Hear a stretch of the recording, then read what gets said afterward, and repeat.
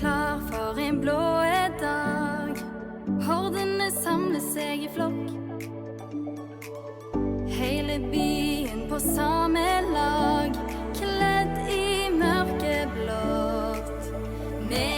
Welcome to Stavanger's best and largest independent podcast, the Viking FK supporter podcast, Viking Podden. We are really excited to have Indonesian international and Vikings left back Shayne Pattynama with us. Yes, thank Welcome you. to Viking Podden, Shayne. Thank you very much. Nice to be here. Yeah. Do you call yourself an Indonesian international yet? To be honest, I would say that when I have played a game, because now I'm going there, but I haven't played a game yet. So when I play a game, I would say it then, Yeah. officially. That makes sense. We'll start off with another easy question, I guess. What is it like being a Viking player these days? I think it's good. It's we have seen already from last year, of course, like we had a great season and we finished third. And you see just the whole things are changing a little bit. And like you see, we get treated as a top team. And I know before I signed, of course, it was a big club, a big team. But I just feel like we are making really big steps in how we get approached and how we're doing and what we demand from each other. So I think it's good to have that mentality and to be in a club and team that's competing for a lot. So I think it's a good thing. It's a really good thing to be here now. That's good. Glad to hear it. And we'll talk about a few different things. We will, of course, talk more about Viking. This is a Viking supporter podcast. We'll also touch a little bit more on your international career, going to play for Indonesia and football in general, and some lighter stuff from just life. We've had several questions sent in for this episode, so we're really excited that you are here to answer our listeners' questions. Yeah, me too. And I haven't introduced my loyal co-host, Lars. Welcome, Lars. Yeah, I was told to keep quiet until I got introduced. So thank you, Alex. Good to be here. Yeah. Before we move on, maybe I can just also ask an easy question, or you decide how easy it is.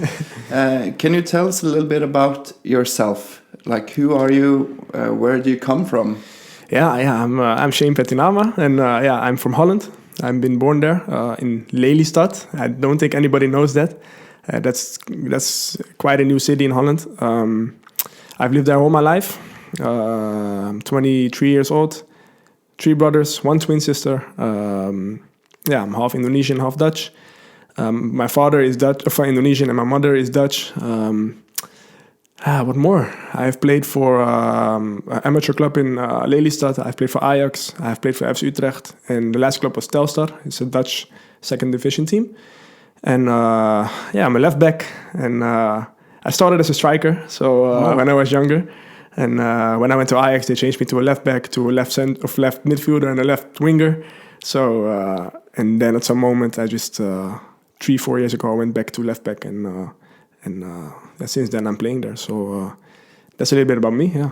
Cool. Yeah, we'll touch on a lot of those things. Maybe one thing just to mention right away is one thing I remember when we signed you. You said you were playing for Telstar, and they have a special celebration, don't they? When you score goals with the months. With the months, am I remembering this correct? With some like baskets. Yeah. There's like is it a month? Yeah, it's month. Yeah, month. Exactly, yeah. Month. Can you just, in case some of our Norwegian listeners don't know what month is? What? It's a basket, right? Yeah, yes, exactly, a basket. I didn't know the word, but like, what happens when we score? We have there we have like his name is Jeroen. He is what is the English word for that? Like.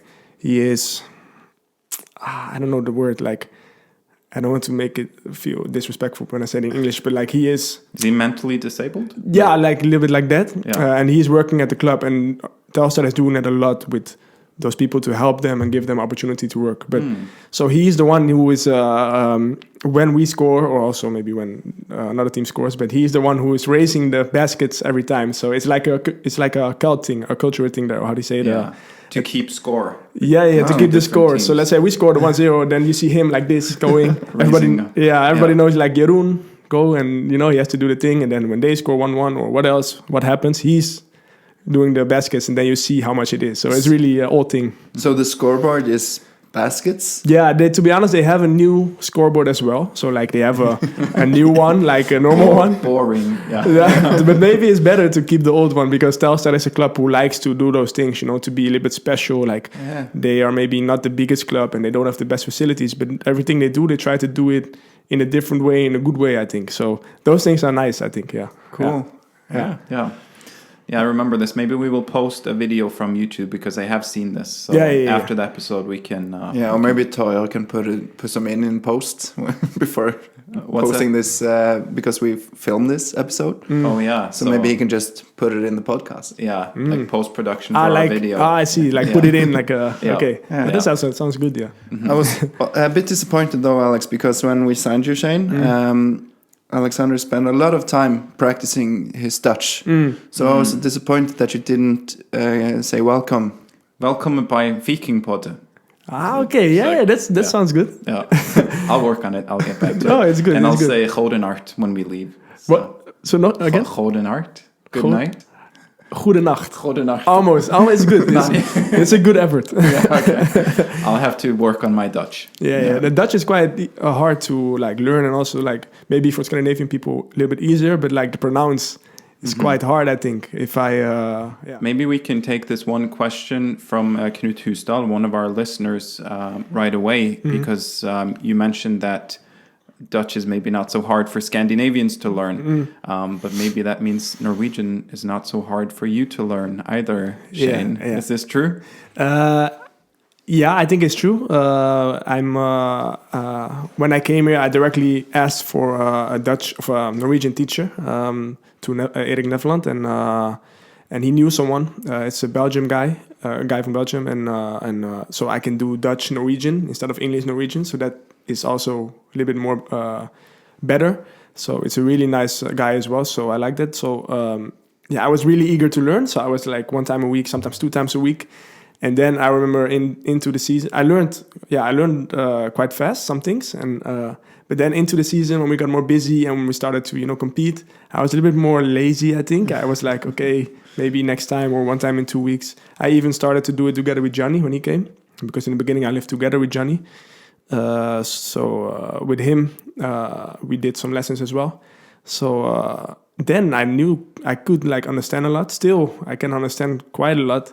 But talking is a little bit more hard for me. I know some things. So, do you have any favorite words or phrases?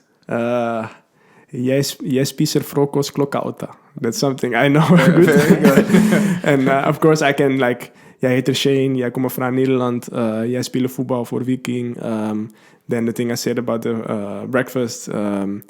Jeg spiser laks med avocado or those things. That's good. The pronunciation is very good. Yeah, I think because I knew much more when I was starting, and if I would really put effort in it, like really effort, then I'm sure I need some months and I can maybe try to do this thing maybe in Norwegian a little bit, like Norwegian English. So I know I would learn it much better. So I think Wim also told me sometimes, hey, But are you lazy, Shayne? You said you were lazy with this, but the thing is, I'm lazy. Like, let's say with school, I was quite lazy. Like, I didn't like to do homework. I didn't do the things I had to do. And with this, like, maybe I thought like the reason why I started with this is I'm going to a different country, so I want to have some interest in the country and learn the language because that's something I think I should do.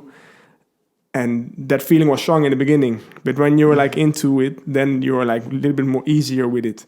I'm not saying like I didn't care about it anymore, but I was like, then I have to, like, after training you're tired, then I have to do this and this. So I can have that fast, to be honest, sometimes. And I think in many ways the beginning is like it's exciting and you learn fast, and then you get to a certain point and it's harder to take the next step. Exactly, but like sometimes when the teammates are talking and stuff, like I'm hearing it, and then sometimes I jump in, like I know what they're talking about, so I'm like, I'm not talking Norwegian back, but I'm like, okay, you're talking about this, and then we talk, and then they know, oh, you understand what I mean, So that's like, I can understand some things. It's not that I don't know anything, so. But now the coaches and most of the dialogue in training are in English, I suppose, because most like, let's say most is in English, and sometimes, of course, it's fast in Norwegian when they have to say something fast or when they, but then always they change it to English or somebody from the team is translating it fast. So yeah, it's, let's say 80% is English. Yeah, maybe it would have been easier for you a couple of years ago because Joe Bell told us that when they were at this preseason camp, they had this like meeting with tactics, and it was all in Norwegian. He was sitting there and didn't understand anything. Yeah, that's quite hard, I think, for him. So that for us is now easier to understand everything. Yeah. That's good. It's good to have other international non-Norwegians there, I'm sure, because well, in a way it's bad because then you focus less on your Norwegian, right? But it's like good and bad a little bit, but like also the good thing in Norway is like everybody speaks really good English, So I have some friends. One guy plays in Poland or Romania, and and sometimes like he's only talking with international guys, and that's maybe one, and then for the rest he's just. He has no idea, So that's really different than here in Norway, where everybody speaks English. So that is good to have. That must be rough in Romania. Yeah, it's really rough. He talked about me sometimes, talked with me sometimes about that, and then I'm like, I don't have to complain about anything with that, Is he good? This guy? Yeah, he's a good player. I played with him. So get him to Viking? Yeah, maybe I can get him there. Yeah. I played with him at Ajax actually, and then I went away and he stayed there. And when I was at Utrecht, like that was 5 years later, he came to Utrecht as well. So I'm actually still a really good friend with him. So maybe we can talk about that. Nice. That's the scouting for Viking. Yeah. But you are playing for Viking, and that's our next headline. So the first question is from Hugo Ramsland. He asks, what's it like to be the best left back in the league? No, I'm not going to talk like that. For me, the most important thing is to just, how do you say it, to perform every game, and I want to be that, and I need to perform, and I need to show that every game. So for me, it's just motivation to to do that and to show what I'm capable of. So and then I'm not going to talk about myself or anything. So that's just I don't like to do that. I like it's not like you don't like to talk about yourself. No. But at least Hugo thinks very highly of you. Yeah, I like that people have good thoughts about me. But it's just for myself. I'm not going to say I'm the best left back of the league. I'm Shayne. I want to perform. I want to get better every time, every game. And then give it 6 months, and then you'll be the best left back. Yeah. This is I want to be the best I can. So, and that's the most important thing for me. Yeah. And you signed for Viking before the 2021 season, right? So you've been here a year and a half. Yeah. Approximately. Sophie Fixtveit wants to know what do you think is the best thing about Viking as a club? Yeah, the culture in the club. I think it's. I was really surprised by that in the beginning because, of course, the coaches when there were talks to get me, and then I had a call with the coach, and they were talking about how good of a team, like the atmosphere and everything is. And in the beginning, I was like, okay, but that's also sometimes something you say just because you want also a player. So every coach will say that. I was thinking so, but then. And of course, I believed it's a good atmosphere. But then when I came here, I was really surprised by how good everybody was with, not only with me to help me, but like how the atmosphere was. Like literally everyone wants to help each other, wants to fit everyone in the team. Like it doesn't matter who you are, if you are the best player or if you're 16 years old, talent or whatever. Like everybody wants to get each other into the team, and also not even team, like the people who work at the club. Like it's such a good atmosphere. I can't even describe it, and that's quite rare in football because every team I had, you always feel like people try to stab you in the back or something or talk behind your back, and that's quite common in football. But like it took me only 1 week, and I already felt like I played in this team for like 6 months. That's how I felt. I even told my family, I was like, it's crazy, like. Such a nice atmosphere in this team. So I think that's a really big strength also. So I'm only talking positive about the atmosphere we have. Yeah, but there's been a lot of things that has happened since you signed. Has anything changed, or have you been able to keep that good culture all the time? In the team? Yeah. Yeah, in the team. I think so most of the times. And of course, maybe when you have a bad streak, maybe losing and things, maybe, then of course there's a little bit more friction. But like I think that's a good thing because that also makes us want to compete and wants us to develop the team. So I don't see this as in a bad way. So like I think the standard culture is always been good, always. So yeah, that's something I think we have to keep, and that will stay like that, I think. So it's a good thing, yeah. Yeah, that's good because we got a question from Joachim Oseberg who wants to know, we lost our best striker just a few weeks ago, Veton Berisha, and he wonders if there was a strange atmosphere around him this winter and spring. There was a lot of talk about him moving, he wanted to go away and everything. How did that affect you and how was it being there as a player? To be honest, I didn't felt anything about it, and I don't even think the team, like, of course, like Veton had a great season, he's doing really good at Viking, so that the clubs want him regardless and that they want that things could happen, but I didn't felt like there was a strange feeling or a strange atmosphere behind it. So the only thing I had was like, hey, he might leave, but like not like how he trained or how he played was nothing different in that, because how Veton is, I think he always works hard and he always wants the best for the team. So professional. He was really professional about that, and like, yeah, people of course knew like, hey, he could leave or he will not leave, and it would be nice for us if he not leaves, but it will also be logical if he leaves. So I didn't felt anything about that. No. That's good. And I guess as you described the dressing room and the good atmosphere, you probably want each other all the best, right? You wish the best for each other, and I can imagine there's a balance there with like, of course I wish the best for Veton, but also he's important for the team. Did you feel anything or think anything about that? Like, yeah, what I said, of course, like he's the best striker in the league, so for us it will be much better for him to stay, but that's just like for us speaking, but like I also know, like, you're a football player, you want to have you want to make steps, you want to go you want to make steps. So at some moments it could be that if you do really well, it's like it's football, so clubs will be interested, clubs want you, and clubs look, especially in Norway, I know there's a lot of people looking at the teams to get players. So yeah, I hope for him to stay, but yeah, again, this is football, it happens. So we see that with Sebby Lonsen and Joe last season and Henrik, and I think Viking is also a club who wants to get players and then sell them for a higher rate, and that's also like how do you say it? That's also the way they do it, So it's good for the club, and then they get something new, and then do the same again, and then just And I guess these are two things that you could use to advertise the club, like when talking to new players, that we have a good atmosphere and a good culture in the club, and also we're an attractive stepping stone in a way, if you want to take that next step.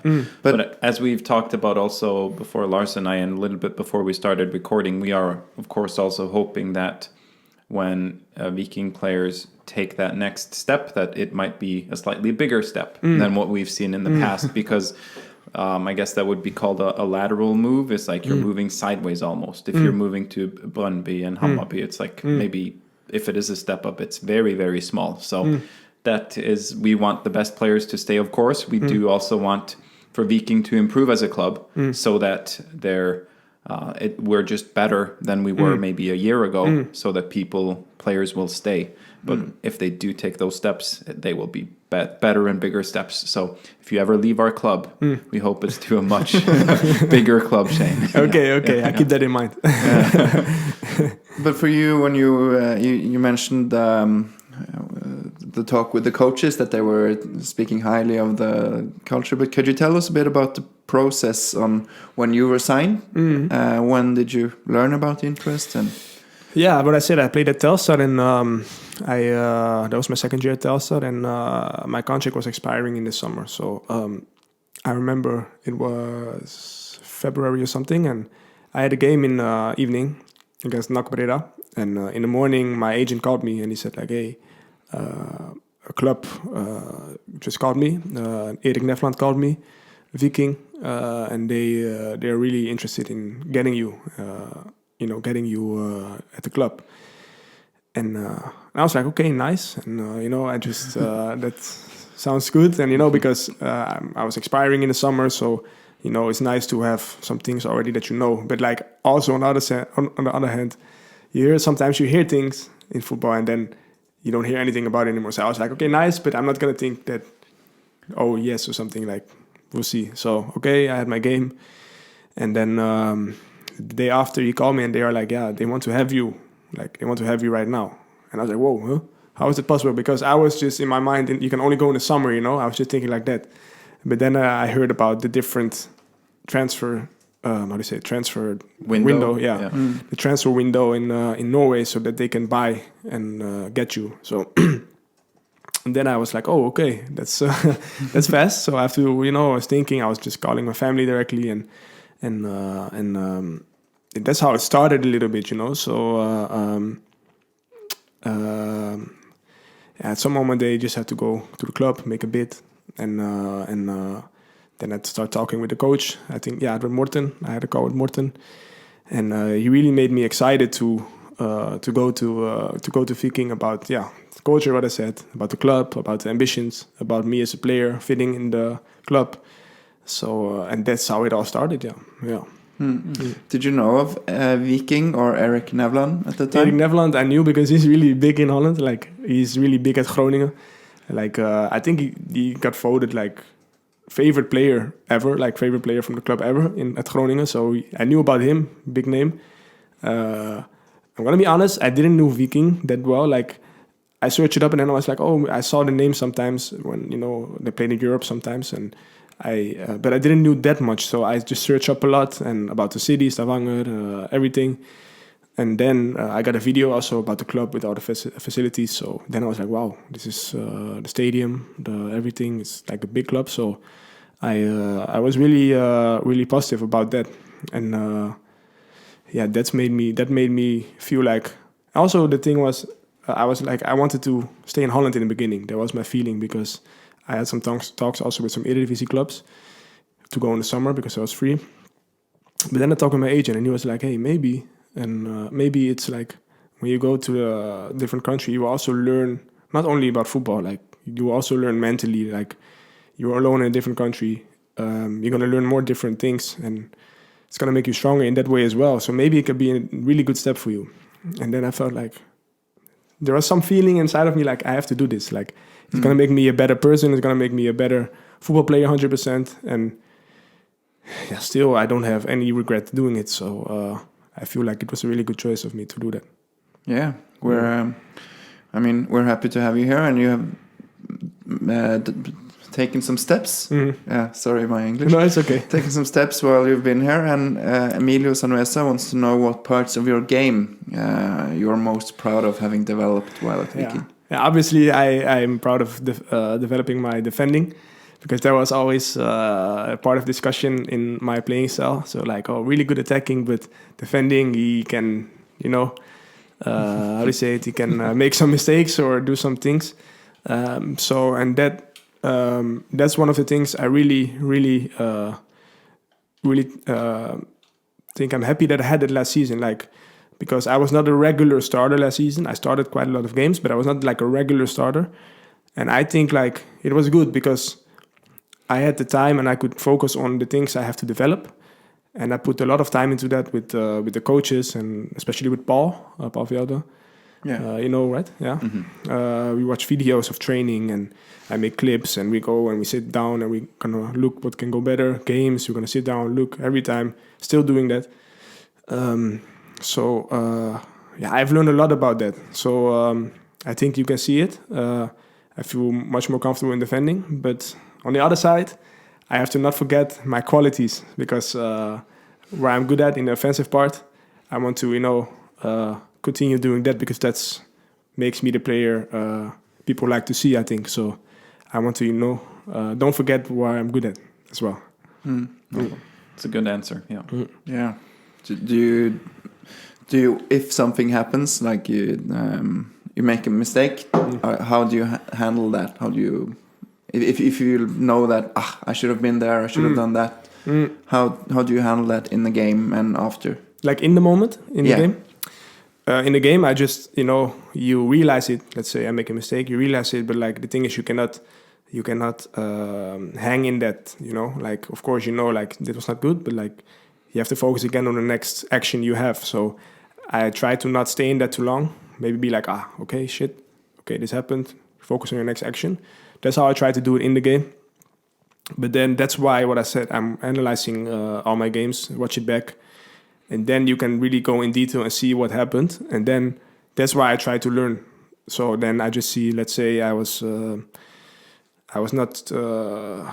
defending on the inside instead of I was defending on the outside instead of the inside. Then I'm watching it back, and then you see really like why I was not there. And then that's what I try to do every time I have games. So that's the way I do it after the game, and in the game I try to not think about it too much and just focus on the next action. Do you always agree with what Paul or the guy says, or do you have discussions? Yeah, we have discussions, because a lot of times like we see something, and then of course like there are reasons maybe why I'm not there, or reasons why this happened. So then you just discuss like, okay, in my head I thought this was going to happen. I tell him, for example, and then he's like, yeah, but like if you think about this, I cannot give a concrete answer of example now, but that's a good thing. You're like, sorry. That's a good thing. You like discuss about the things that makes you think about yourself. Like, do I think like maybe it's like I have to look better to myself. Maybe this is not true, Or for him also, he can also think like, oh, I understand your point of view, But the best thing is like we both want to go forward for me. So we always agree, And at some moments it's like, okay, it's like that, and that helps me a lot, like really.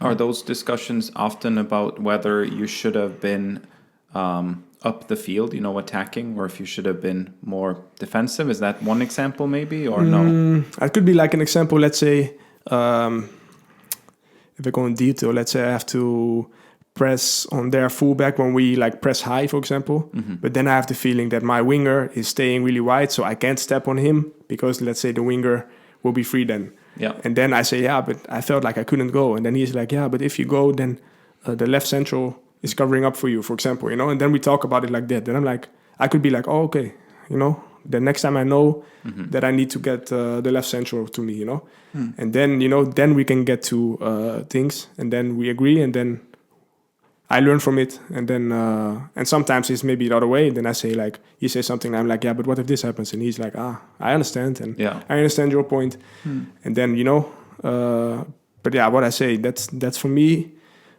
the best thing to develop, looking at the things you have to do. No, that's good. And on that part, you're not lazy. No. I'm not lazy on that part. No. I put a lot of time into that. So that's something it's a little bit different, I think. That's good. And also a lot of should I stay or should I go, I hear. Yeah. Yeah, no, this is just an example, but there are so much things we talk about, Yeah. We'll take one, or we'll do one other question from Knut Husdal, a few questions from him. In which area do you think Viking can improve the most to take steps on the field as a club? I think being really consistent, because if you want to be a top team, you have to be consistent every game. Dominate every game and play our style every game. And that's the difficult part, I think, of being a top team. Like, let's say, a lot of times you see that a club has a really good season, and then the next season can be like much worse. And like the top teams do that every season, every game, every training. So I think that's the next step for us. And I think we are settling ourselves now in the top teams, and we are, I think. And but I think, yeah, of course, you can still develop in that. So we have to just be that team, be the top team, and it starts with everything we do. Yeah. No, we would also really like to see that, because now we had a good start to this season and we finished last season really well. So if you can keep that level of consistency, that would be even better. Exactly. What, Shayne, has impressed you about Norway so far, or in Norway, and about Norwegian football? Is there anything? About Norwegian football, it's like Yeah, it's a little bit different though. Like I think in a way it goes a little bit faster because how can I say it? Like I feel a little bit that in Holland they are really like focused on having the ball, and having and play, and in Norway some teams as well, like us and Glimt, and big teams. But like I have the feeling because maybe the ball gets lost a little bit more in Norwegian competition, makes that it goes like faster, like you run up, you go run down, and I see there's a lot of like players who can like run a lot, and in that way I think it's a little bit different. But I also have the feeling now that the Norwegian football is going like this, right? Like, or am I right? Or upwards? The going quality upwards. is better than before. Yeah, I feel that because I also see now like Glimt is playing tomorrow, I think, in the Champions League. And then you have more the Lillestrøm, us, to the next round, or now playing European. So I think it's getting better, but like that's quite of a difference with if I'm comparing it to Dutch. Mm-hmm. Yeah. And if you look outside of football, is there anything about Norway you really like? Yeah, it's like the nature is really different than Holland, because Holland is just flat, and that's it. And Norway is like beautiful with the mountains and the water and just everything. Like the nature is beautiful, so that's really a big difference. Sometimes if I drive around here and then I look, and my mother and brother were here like this last week, and they are like, wow, it's so beautiful. And that's something that's really also really different from Holland. So yeah, it's beautiful. Yeah. Fredrik Koimander is asking about the difference in how you train. Have you noticed the different? You played for a few different Dutch teams. Is there anything different in training? To be honest, there's not really a big difference in my head, because also in my view, because the way we train with Viking, we want to play, and that's also what I'm used to in Holland. I also don't have. Now maybe we train a bit harder, but not a big difference, I think. So in that way, I don't have that much. I don't feel that's that much difference for me. Mm-hmm. No. Yeah. No. No, but that's also an answer. That's good to know that the schools are maybe not that different. Yeah. So Joachim Oseberg again wants to know about one player who was on trial at Viking recently. Still is, I think. He still is. Oh, he still Latif, is. Okay. Latif, how good is he? You see, he's a good player. He's like really fast and explosive.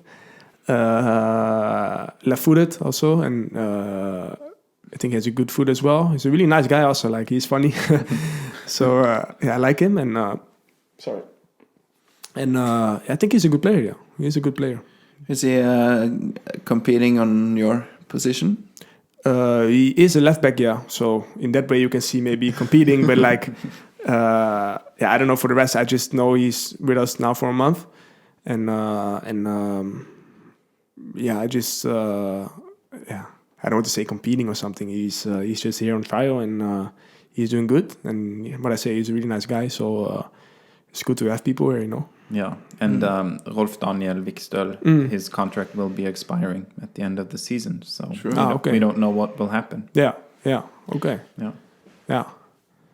We got a question from Egil Ellingsen, who wants to know if you have ever encountered two joint head coaches, because we have Morten Jensen and Bjarte Lund Aasheim and the same. Never. Yeah, how is that? Do you like it? It's different. Like I was in the beginning, I was like, okay, two head coaches, and they told me, I was like, I had to,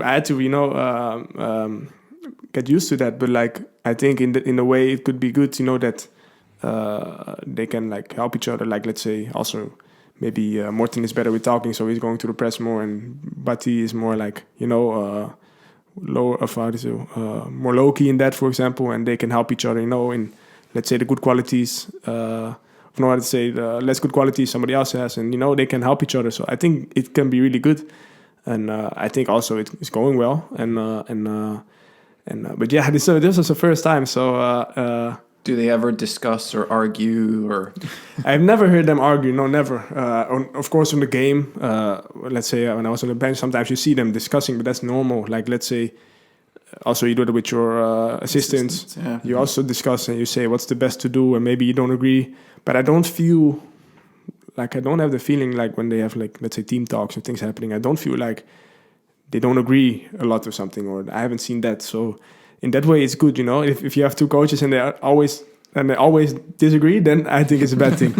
But I've never seen them doing that. You're backing up their story, because that is the answer that they have given us as well, is that they are mostly in agreement, or almost always in agreement, I think. And they also, I remember they told us that not much has changed. We asked if they have developed how they work together, if things have changed, and they said no. I'm pretty sure Morten just said no. So yeah, but that's also how I feel it, and I think the other guys also. So yeah, I think it's a good thing to have, and if it works, it works, and and I think it works. Yeah.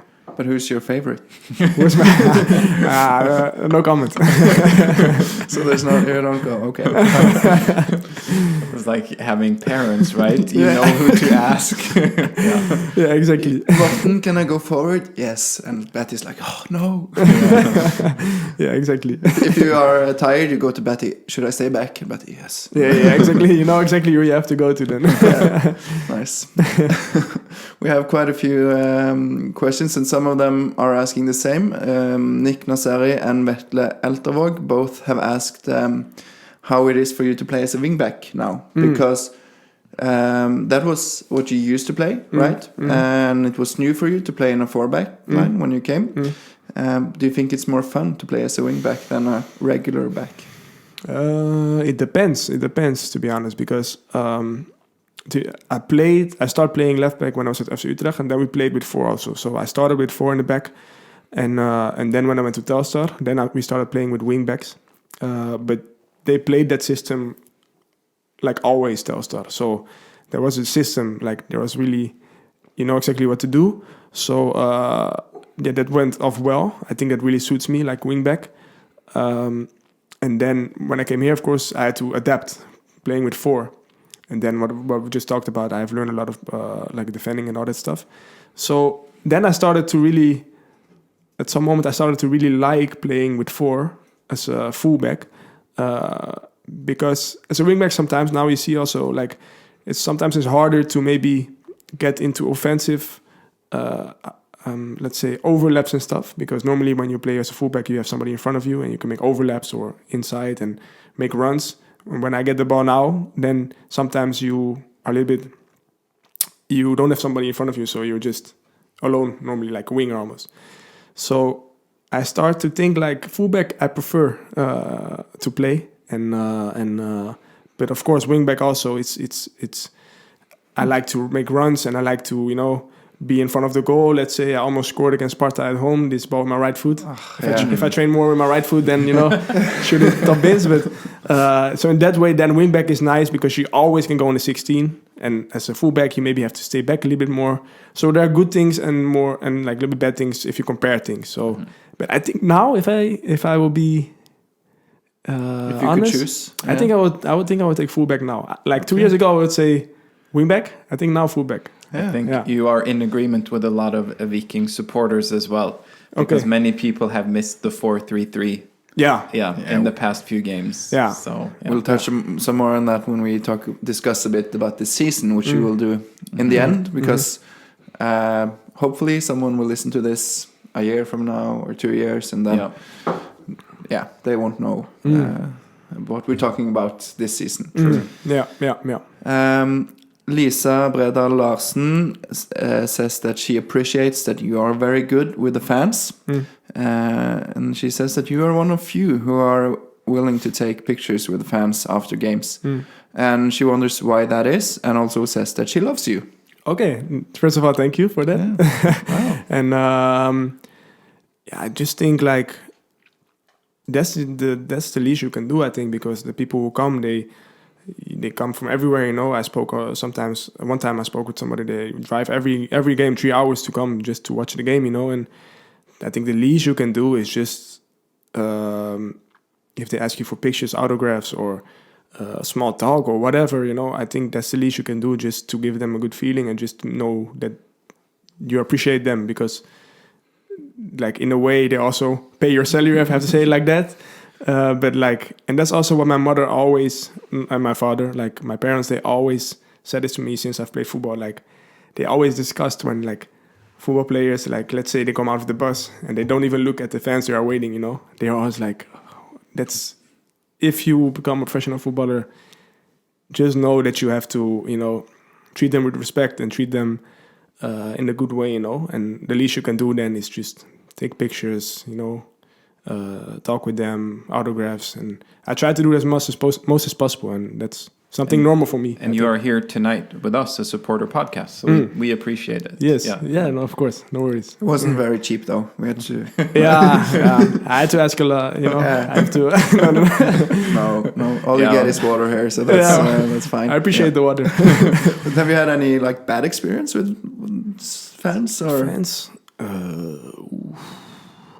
To be honest, almost never. No, it's always like, especially here at Viking, it's always like good experiences. And after the game, they always are really like, they tell you things, and they are like, you know, when you go to them, they, you know, maybe give compliments, or they try to talk with you, or some people, they try to talk Dutch with me. They're like, cool. You know, and then the Dutch is not really good, but I don't say it then, you know.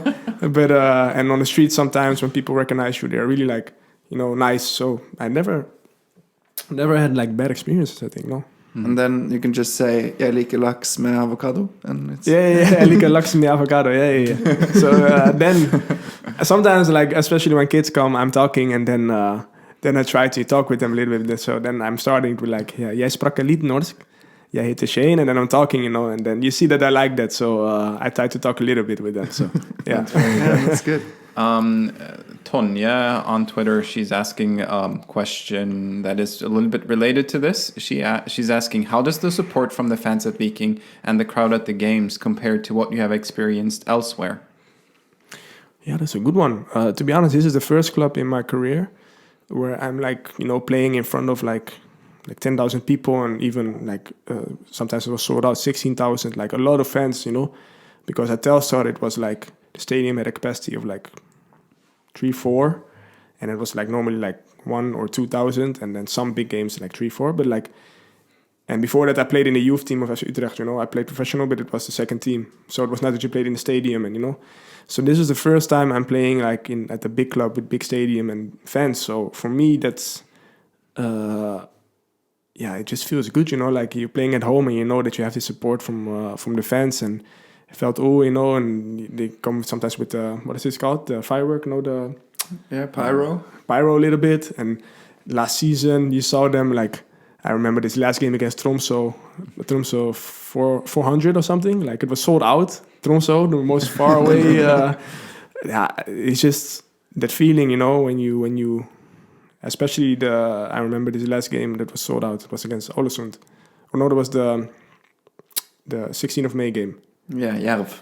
Jerv. So my mother was there as well. So, but I just remember how it felt when I came on the pitch and I see it sold out. And also my mother was there, you know, as she sees me playing in the sold out stadium. I was like, wow, this is, you know, beautiful, you know, the fans, and it's just really nice. I'm glad she could be there for that. That's quite something to I think show her. Giving out flags as well, so they were waving. Yeah, that was cool. But also to be honest, like against Sparta, the last game, it was not sold out or something, but the atmosphere was really nice again, you know. And it was special. Yeah. It was special, and especially of course with the last minute goal. And then you hear everybody screaming and just this feeling, and then when the whistle came, just really good feeling. Yeah. And we're hoping for more games in Europe, and then, you know, Norwegians really like to go to their cabins for the summer. So then people will come back from the cabins and we'll fill up the stadium for the European games. Exactly. Fingers crossed. We should. Yeah, we should. Yeah. But to go back to a smaller game, with respect to Brodd, a local club, because you know the speaker at Viking Stadion, he's involved with a local club called Brodd. I heard that, Yeah. And Øyvind Jacobsen, he's asking, is Brodd's pitch the worst you've ever played on? Do you remember the pitch? I remember that game. I played with Viking 2 there. I remember that I didn't like the pitch that much, but I have played in Holland also on some really bad pitches, so... I cannot say now that it was the worst pitch, but maybe it's like somewhere in the list there, maybe a little bit. And worst in Norway? No disrespect to the Brodd pitch, but like, it was not really really good.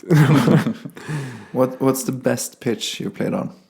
I remember when we played against FC Twente. You know FC Twente in Holland? Yeah. It's a big club. With FC Utrecht, young FC Utrecht, like the under 23. We played against them because they relegated like 3-4 years ago. They relegated to the second division, I remember. And then we played an away game there, and yeah, the pitch was really good, I remember. And not only the pitch, like everything around. It was like 30,000 people, almost sold out. So I remember the pitch was really good. Yeah. The Sparta Praha pitch was also good, to be honest. So Yeah, that looked like a good one. But you prefer natural? yeah, 100%. Yeah. 100%. Like you feel different. You smell the pitch. To be honest, I prefer natural grass. Yeah. Yeah.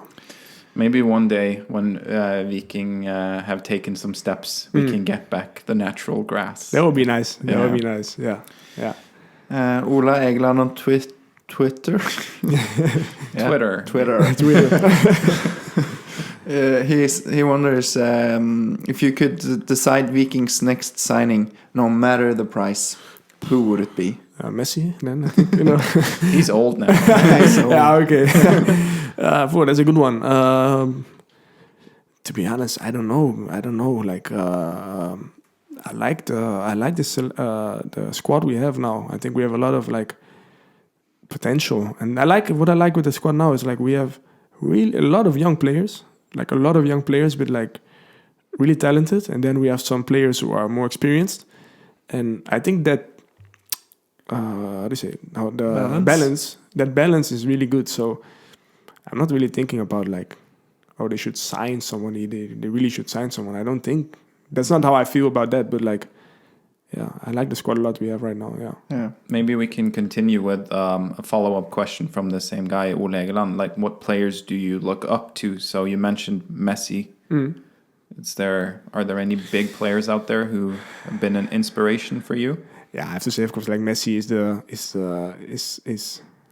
let's say the favorite player, but that's just in general. But like for me, where I look up to, I really like Alphonso Davies from Bayern München.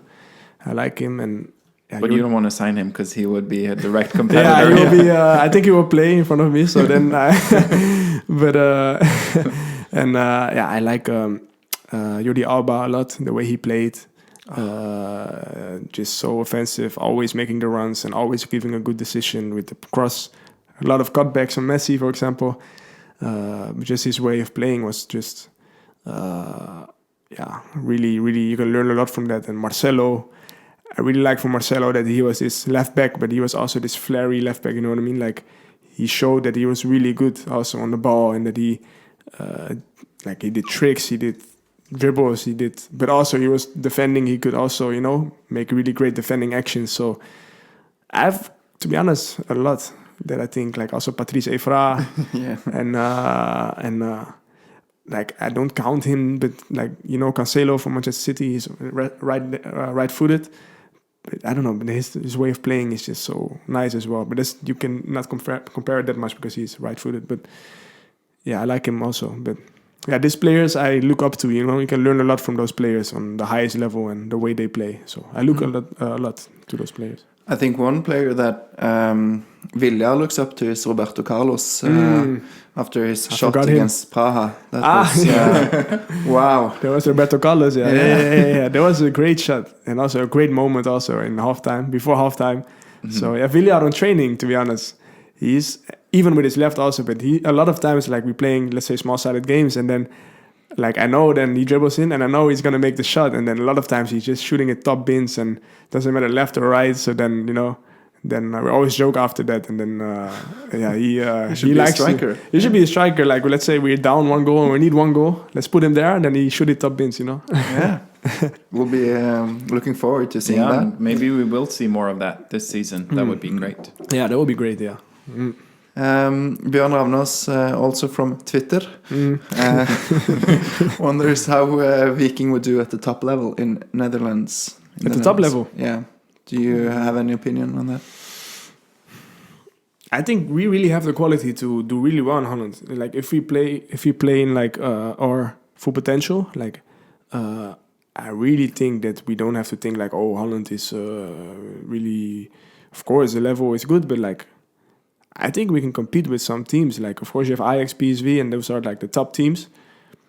But I would not say that we were like, I think we really can go like sub-top, like how do you say it in English, like below the first three or something, I really think we can do that.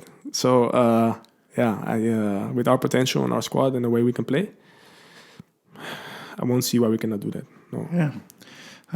Well, it would be difficult to move Viking to but maybe we can see in Europe. But fingers crossed. That's the thing, because I was talking with somebody about that. Let's say you have AZ and FC Twente now in the Conference League qualifications as well. And I was thinking, let's imagine that maybe we draw them. I was thinking about that, and I was like, what will be your chances? And that's what I'm saying. Like, I really don't think we. Oh, sorry. I really don't think we like don't make a chance at all. I really think we can beat them. Like, and they went like Twente was 3rd or 4th last season. AZ 4th or 5th. I don't know exactly. So they are like quite high in the league, and that's why I'm thinking that I don't think we will do bad in Holland. Like, not at all. Yeah. That's good. I think we would dominate the league. Beat Ajax 4-0 and you see.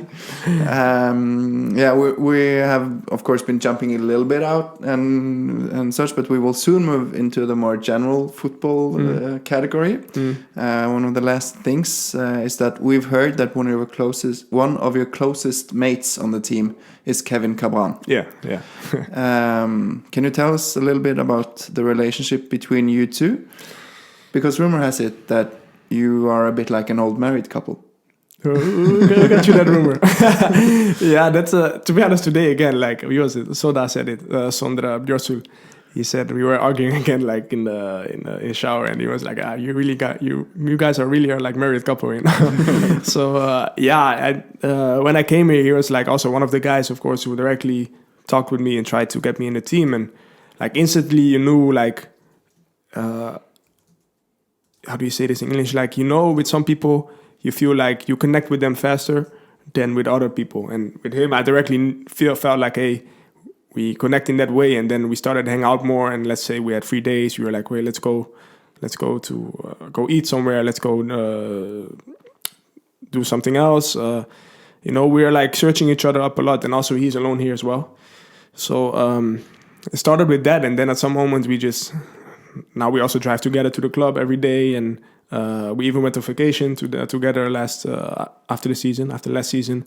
So basically we are like with each other every day. We do everything together, and and now we know each other really well, and that makes sometimes that we can argue about about stupid stuff, and I can be annoying with that. So I want to have my right, and then he also a little bit. So it's like every day it's the same with us arguing and stuff, but in a good way though. That's our love language, I think. The arguing.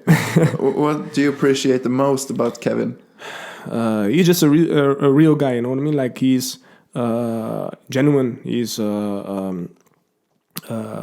I think also like in a lot of things we are what's the word? Like the same, but I'm searching for a different word. Common. Yeah, on the same wavelength, maybe. Or? Yeah, like that's what I mean. Like, we are like we like in the same way, and also maybe we have like what's the word? Sorry, my English is also not that. What's the word? Say it in Dutch. Maybe it's similar. That's the thing. When I'm talking English, sometimes I cannot switch over to Dutch, so I forget the word in Dutch. Just say it in Norsk then. Yeah, that will not happen. No, but like also in the thing, like, let's say he knows me quite well now, So let's say he sees that I struggle with something, or he knows that I'm doing something because he knows me. He always tries to, help me with that. So he always tries to like make me aware of something I maybe do when I maybe don't feel that well or something. He tried to help me, I try to do the same with him, but like we try to help each other also. We talk a lot about being better, like develop. We talk a lot about how we can do it. Sometimes we have discussions about that as well, but then in a good way. So we really talk a lot about life and about then also football, like what can we do to improve? What can we do to, do more. Maybe people only think that we talk about girls and stuff, but that's not the case at all. So we really like try to push each other, try to help each other, and I can genuinely say that this guy, that he is like I can really see him as a friend. It's like, because in football you see a lot of people, they come and go. You can have a good relationship, but I know with him, like, it's more than that. It's like, I really see him as a friend. So we also went on vacation. That's what I said, and Yeah. so. Yeah, I only have good words for him. Maybe it doesn't seem like on the club that I just think, but I only have good words for him. Like, yeah. But if you had to say something, what's the worst part about Kevin? What frustrates you the most? Let me think. In the discussions, he will not give me my right when I have a right, So, Okay. And you are often right. most of the times I'm right, of Yeah, course. okay. He's stubborn. Yeah, but I have to say, I cannot. If he's watching this back, he's gonna be mad. I know that 100%. So I have to say also, I am really stubborn as well, and I do the same. Let's say I know I'm right, I just try to get my right in a way. But I know also with him, he can also do the same. So So maybe it would be the same answer from him. Yeah, 100%. ask him. He will say stubborn, that I'm too stubborn. 100% he will say that. Oh, that's good. Yeah. Yeah. Okay, we'll move on to the more general football. I don't know. It's all flowing together. Yeah. Like we've talked about Viking, but you've also mentioned that you have worked on your defensive work since coming to Viking. Ole Egeland wants to know, what qualities do you think you need to improve in your game? I think now, like, I think I need to focus on my defense, of course. Still, I have to keep working on that as well. But I really think now I have to, I have to, like, focus also on what I already said in the beginning, on what I can do really well, and try to make me more special in that. So let's say, don't think like, I'm really good offensive and I'm really dangerous there. I don't have to work on that anymore. I just want to be more specialized in that. So I think I want to, take a lot of time in that to be really much more dangerous, even more attacking, more crosses, more dangerous dribbles inside or outside. That stuff. I want to work on that a lot. While I'm also continuing doing my defensive thing. So then, if I'm working on those things, I really think there is no limit for me. I really believe in that. So, that's what I'm working on right now. So, yeah. Are you working on this, like, in addition to the training with the team? Do you have sessions alone, or do you practice out on the pitch? Yeah, let's say what I told you. I'm watching a lot of things back to see what I can do, but also I'm talking a lot with the coaches, with Paul, with Ole now also. I try to always talk with them and say, like, hey, now I want to work on this. Like, let's say my positioning in the build-up, where I'm positioning myself to, get the ball and attack. So I'm telling them, hey, can you focus on me? Let's say you see something I can do better. I want you to, be on my skin then, tell me then in the moment, or tell me after, and I want you to really help me with that. Let's say I don't see it myself. So that's something I do in training a lot. I try to, be really aware of that. Something Ole told me recently is we're working on that now. Like, let's say I get the ball, he's telling me to look far, because sometimes I have the thing, I really like to play combinations. So then you look a little bit close to get the ball, 1, 2, blah, blah, blah. But he told me, like, if you look far, you will still see close, but like, let's say you look far, and then you have to learn to see everything what's there. You know what I mean? If you look close, you don't see far, so you don't see the solution. Maybe if there's a solution there. Yeah. But if you look far, you can see far. You see there's a solution if there's a solution there. But you will still see, if you learn to do it good, you still see also the close solutions. You know what I mean? So we work on that a lot, and also in crossing that can help me, because I want to give more assists. So let's say if you look far also with the crosses, you have much more options, and then maybe there's a bigger chance you make the better decision. So those are things I'm working recently on. Mm-hmm. So that helps me a lot, and I think the coaches are really helping me with that. Yeah. Good. Last Daniel Gullhaug Våge on Instagram, he has one question about your time at Ajax. He wants to know who was the best player you played with in the academy at Ajax. There are more. There's like the first one I'm thinking of is Abdag Nouri. I don't know if you know him. He is now. Yeah, he's the one collapsed on the pitch. He collapsed on the pitch. He was one of the biggest talents there was, but he collapsed on the pitch he had something with his heart. But I cannot even describe how good he was in the youth, and also when he got older, he was so good, technical, really small, really like no muscle at all. But he would just turn the biggest guys. That was so good. Donny van de Beek was really good. You played with Donny van de Beek? Yeah, Donny van de Beek. Justin Kluivert. Justin Kluivert was a good player. Donny Malen, who plays at Borussia Dortmund now. I played with a lot of like big names. Yeah, I've seen a lot of big names at Ajax also when coach Dennis Bergkamp, for example. That's Alex is some big names. Yeah, I'm an Arsenal fan. Oh, really? In England, yeah. He's a legend. And it's a similar question, but Andreas on Twitter wants to know who is the best player you ever played with. Is this one of these players, maybe? I would say Frenkie de Jong. Frenkie de Jong. Yeah, there was. What he did was not normal. Like let's say, they build up. That we try to in Holland. You always try to press high and press so high that they will just play long. But with Frenkie de Jong, he was 6. Then it was Willem II. He played at Willem II, and then he would just. Let's say you have the 16, and then he's getting the ball at the 16. Just the keeper, he told the goalkeeper, like, give me the ball.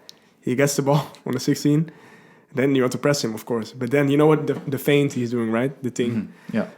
He's just feinting, and then he turns you, and then he's just dribbling over the whole pitch. And he did that almost the whole game. Like every time he got the ball, nobody could do anything. He was just getting the ball and dribble. And that was crazy. That was crazy. And then everybody knew already, like, this is going to be a tough game. And this is going to be a really world-class player. Yeah. Mm-hmm. So I would say he is the best I've ever played against. Cool. Just going back to Ajax briefly. You signed for Ajax after being scouted as a 9-year-old? Yeah, I was... I played... The club I played for was SV Lelystad. And... I played it for 3 years or something, and then what I told you, like there was a scout living in Lelystad, the Ajax scout, and he knew about me. I did really well. I scored every game like 9-10 goals in the youth, and I was a striker. So so then I got invited to this what is it called? Talent Days in English, I think. Talent Days, and then you can just come, and then all the talents come there. And I think I was 7 or 8 when I did that the first time. And I was really small. And I remember it was too early for me. I was small and I was a little bit like, hey, what is this, And then Ajax was like, okay, for now we don't do it. But we want you to come next time. So then I got an invite for next year. The same, and then it was really different. I did really well. Then I got invited into... what is it called in English? Like an intern thing, like you train for 4 days with some other guys they really like, some other young boys they really like. And then you train with Ajax, like the youth team. And then I trained there for 4 or 5 days. And then I remember that I went with my mother and father to the office. His name is Patrick Ladru. He was a coordinator then there. And then he said, like, yeah, we want you at Ajax. And then I remember, like, because I grew up as an Ajax fan, my father, Ajax fan. And I remember just that feeling, my father was so proud, my mother was proud, and me, I was just in the clouds, So that's how it went. So then, I played there for 3 years. Yeah. Can you tell us a little bit about the ups and downs, maybe, of being at the Ajax Academy? Yeah, the ups is, of course, you play at Ajax, like the best youth academy in the world, they say also, and then in Holland for sure. And like the thing is, what I said, you get training from Dennis Bergkamp. There was a guy, his name is Simon Tamata, that was a legendary left winger at Ajax. So many big names, like Frank de Boer, and like I cannot even say like how much big names there were. So you learn so much, you see so much. You go to international tournaments, you get invited for international tournaments in Spain, in everywhere, Ibiza, and you play against Real Madrid, Barcelona, against everything, So you learn so much, and so much nice things happen. But on the other side, you also feel like how it is to play in a professional environment, because there was so much pressure for young boys already. And especially like me, I still am, but like as a boy, I was sensitive, really sensitive. And if you get coaches who are like screaming at you when you make mistakes, or talking down on you sometimes, even like when you make mistakes, or like till a point that you was just afraid to make mistakes. Even for me, till a point that I was faking injuries to not train some days, because there was like I remember that we trained on the Monday. I played in the under 9 or something, under 10, something like that. But back in the day, it was called A. So I don't know if they had it the same in Norway. Like you have the E1, E2, then you have D2, D1. You don't have it in Norway? Like after how good you are? Or? No, it was just like, let's say the under 10 now. Then it was like the E3 or the E2. That's different. Yeah, I think we never had that system. Yeah, that was when I was there, it was like that. So we trained with 1 year older sometimes. There was always a Monday. And the coach of that team was really talking down on the players from my team than the lower, of how to say, the years younger, the other teams, let's say, us. And I remember it was so bad, like the way he did it, like screaming, and he was so bad, so afraid to do things wrong, that I was like, every Monday I try to think of an excuse. So I was like, okay, now maybe I'm sick, or now I have pain here, and I always try to say something, I remember. And I think for a young boy of 9 years old to already think like that, to do something you normally love to do, it's bad. Don't you think it's gonna stop the players' development in a way? It will hamper them, because they aren't killing the joy. Yeah, and you aren't going to be as free on the pitch. You're not going to be, if you're scared to make mistakes, then you're not going to try as much, right? 100%. That was happening. Safe. Yeah. That was happening with me. Like I remember also, like there was a different coach. That was 2 years later, and there was this coach. Sometimes in halftime, we were 11 years old. In halftime, let's say we were sitting in the dressing room, right? And then maybe we didn't play that well, and then he went like this, like to every player, like, okay, Shayne, worst first half ever. Thomas, touch the ball 2 times every time before you play. Otherwise, I'm gonna sub you off. You do this before I do this. You like this, like really bad. And I remember that also, like that affected not only me. Like I remember this coach saying after a training to a striker, 11 years old again, to a striker after training, he said, "This was the worst. I have never seen a striker in my last 5 years here at Ajax. I have never seen a striker train so bad and play so bad in my life." To an 11-year-old boy, and he was crying and stuff. To an 11-year-old boy, like these things happened. Like I don't want to talk bad about Ajax, because I have learned and seen a lot of nice things, but this was a thing that was really, it's very strange also, because you would think that where we are currently in society, at least in Western Europe and cultures that I know and relate to, that yes, the clubs have really good football minds, right? But that they would have trainers who are good with people, who are good with kids, who are good teachers, who maybe also have had some education in how to teach and how to be with kids. So yeah, I think that's surprising. It's really surprising. And I know, like, because when I played at Telstar, one of the guys who played there, he was a youth coach at Ajax. He was 36 already, so he was already doing those things at Ajax. And he told me now how they're doing it is much better now. Like they even have like psychologists at Ajax to see how the culture is, and the way they do it now, it's much better. But I remember that the time I played at Ajax, there was a lot of big troubles in the youth. Like I think that was also in the Cruyff revolution. They said it in Holland. Like there was like before, because then Cruyff was not really involved yet, and there were a lot of things that people were not agreeing with. And then Cruyff was the big one in that, like, because Cruyff is a legend, and so at some moment he came in and tried to change a lot. Like some of these coaches I'm talking about, they are not all are not there anymore. So he changed a lot, and I think in that way it was really negativity around the youth of Ajax, and also a little bit first team, but it was mostly youth that there was a lot of also like the coaches, the relationship between the coaches and the head of youth and all that stuff. There was like, I heard stories about that they didn't even talk with each other and that stuff. It was like really bad, I remember. So Better now. better hopefully. now, you can see it, I think, also in the way how it goes there. But like, again, I don't want to talk bad about them because I have done a lot of nice things there. But yeah, it's not. There's always two sides, you know. There's always a really great side. Everybody was like, you played at Ajax, and when I was there, you're fortunate you played for Ajax. And I agree that I'm fortunate to play there. But sometimes people forget also that there are a lot of things that are not that nice sometimes, you know. Yeah. It sounds very different from how it is in Norway now, because here I don't think they count goals until they're like 12 years old. Like, They don't count goals? no, you don't have a winner officially. Of course, they know. I didn't even know this. I'm not sure I agree with this. I just want to say, yeah. do you agree with that? Yeah. Because they don't want to have anyone losing, you know. But They I don't think count it's, goals.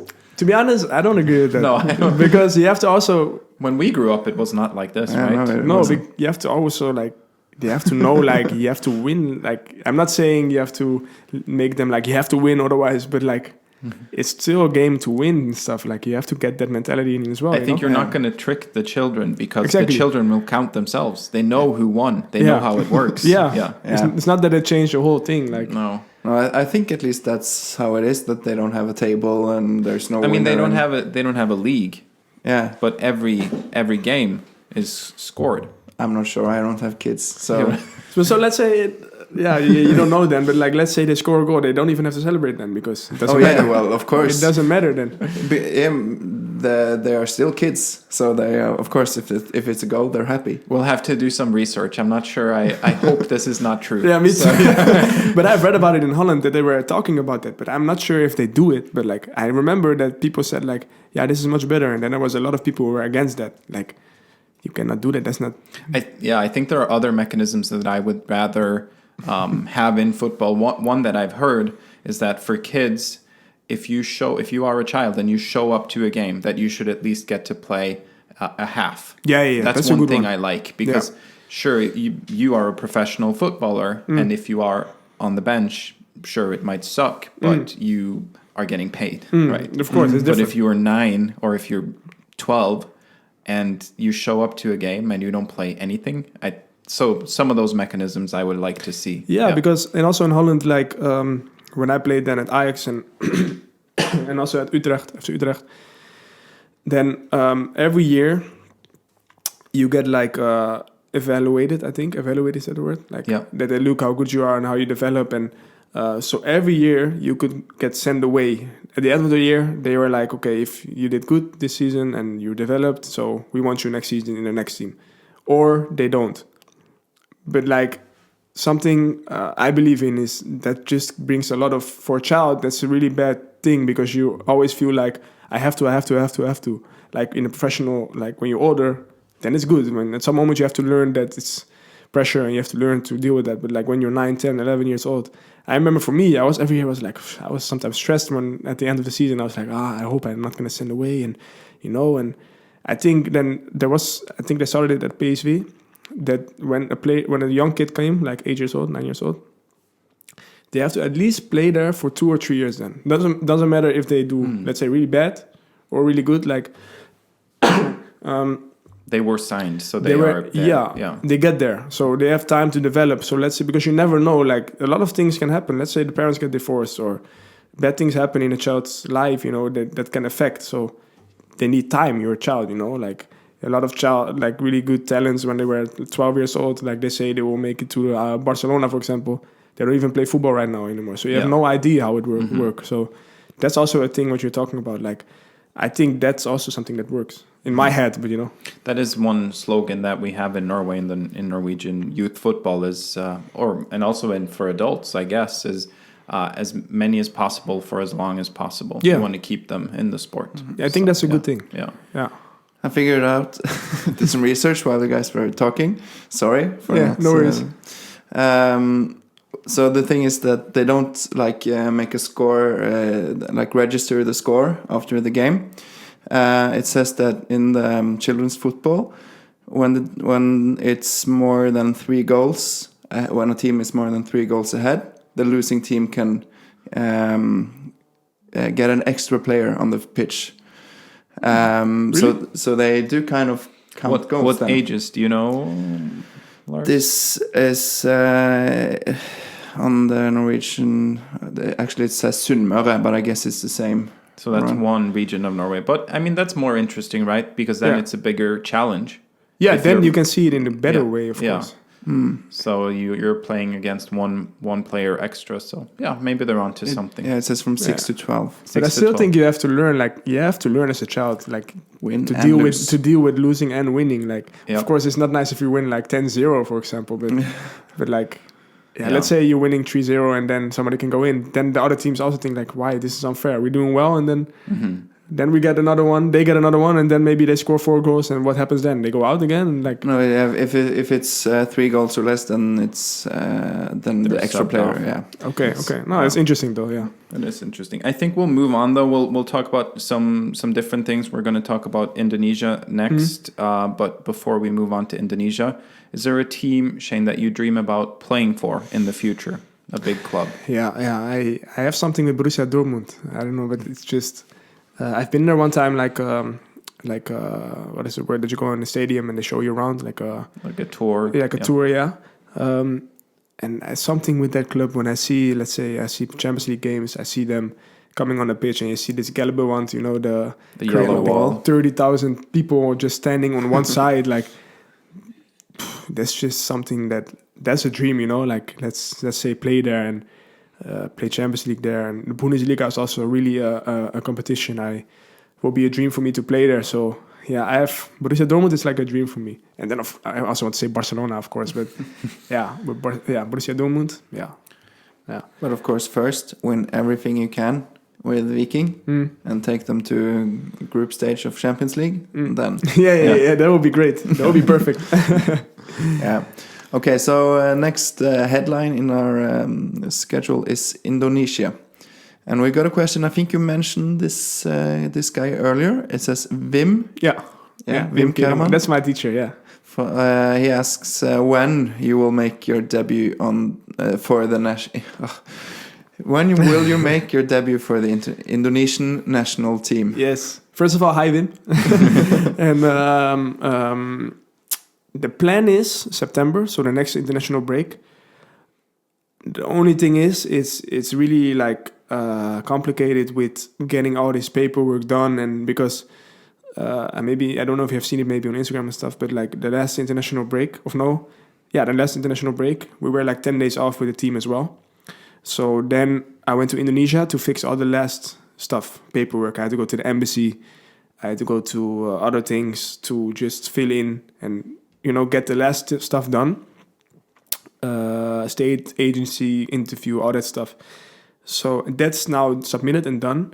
But the thing is with Indonesia a little bit is the president has to sign the papers. The who? The president? President of Indonesia.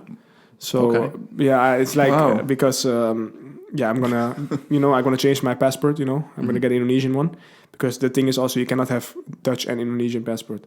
So that's why this is a little bit hard. Some countries you can have it, but not with this countries. Is that not a bad thing for you to give up your Dutch?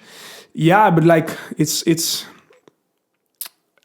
I really want to play for Indonesia, So for me, just the honor to play for my father's country. Sorry, to play for my father's country is it's a big opportunity, and it's like a dream, And also, like, for me, it gives a bigger meaning because my father passed away 5 years ago. So that gives a bigger meaning for me. So this is already like years that people from Indonesia want to see me in the national team. And this is like a process already from a long time. So I was like, in the beginning, I was like, yeah, my Dutch passport. Shall I do it? But then I was like, I'm going to do it because this is really what I want. And I feel inside that I want it. Like something is burning. I want to do it. So I was deciding to do it. So then, I went there to fix all the last stuff. And what I said, the president has to sign, and the government, the people from the government. So the president signed now. Now we're waiting on the last thing, and that's the government. But they are on vacation or something right now. I don't know exactly how it is, but we have to wait a little bit till they sign. And then when that happened, I have to do this ceremony, like national anthem and some other stuff, and then it's official, and then I can play. And hopefully that happens before September, like 20 September or something is the international break. So I have no idea. I really hope September. That would be great, I can't wait to play. And as you see on my Instagram and stuff, and also on Viking Podden, and you mentioned me, maybe you see a lot of reaction from the Indonesian people, and they are so, they are really, really, really fanatic, and they're great. So I really want to go there and play in front of them. It's like a dream. Yeah, like tell us a little bit about, you mentioned this with the fans. How is the interest from the fans? How do you notice it, and how is it different than in Norway? Or Netherlands? They are so, like, football is their life, their heart, their everything, So 280 million people live in Indonesia, and I've seen it already. Like when I decided to play for Indonesia, and when it was in the news and stuff, my Instagram blew up. I get messages every day, every second. When I post something, you see like they are like so supportive. They are proud also that an Indonesian player plays in Europe. There are 2 other guys who would come do the same as me, who are waiting to get the Indonesian passport. One plays in Malaysia now. He played in Premier League. He played in Liga. Who is this? His name is Jordi Amat. Okay. And another guy's name is Sandy Walsh. He plays now at KV Mechelen in Belgium. And this other guy played at Eupen in Belgium. He played in Premier League. He played in the Spanish division against Messi. And he's 30 years old now. But he's always going to do the same. But they're really proud of having us willing to go for the Indonesian national team. And they really want to go forward with the national team. So it's really, they are so supportive, They every day now they try to watch every Viking game. When there is a game, you see that they are sharing live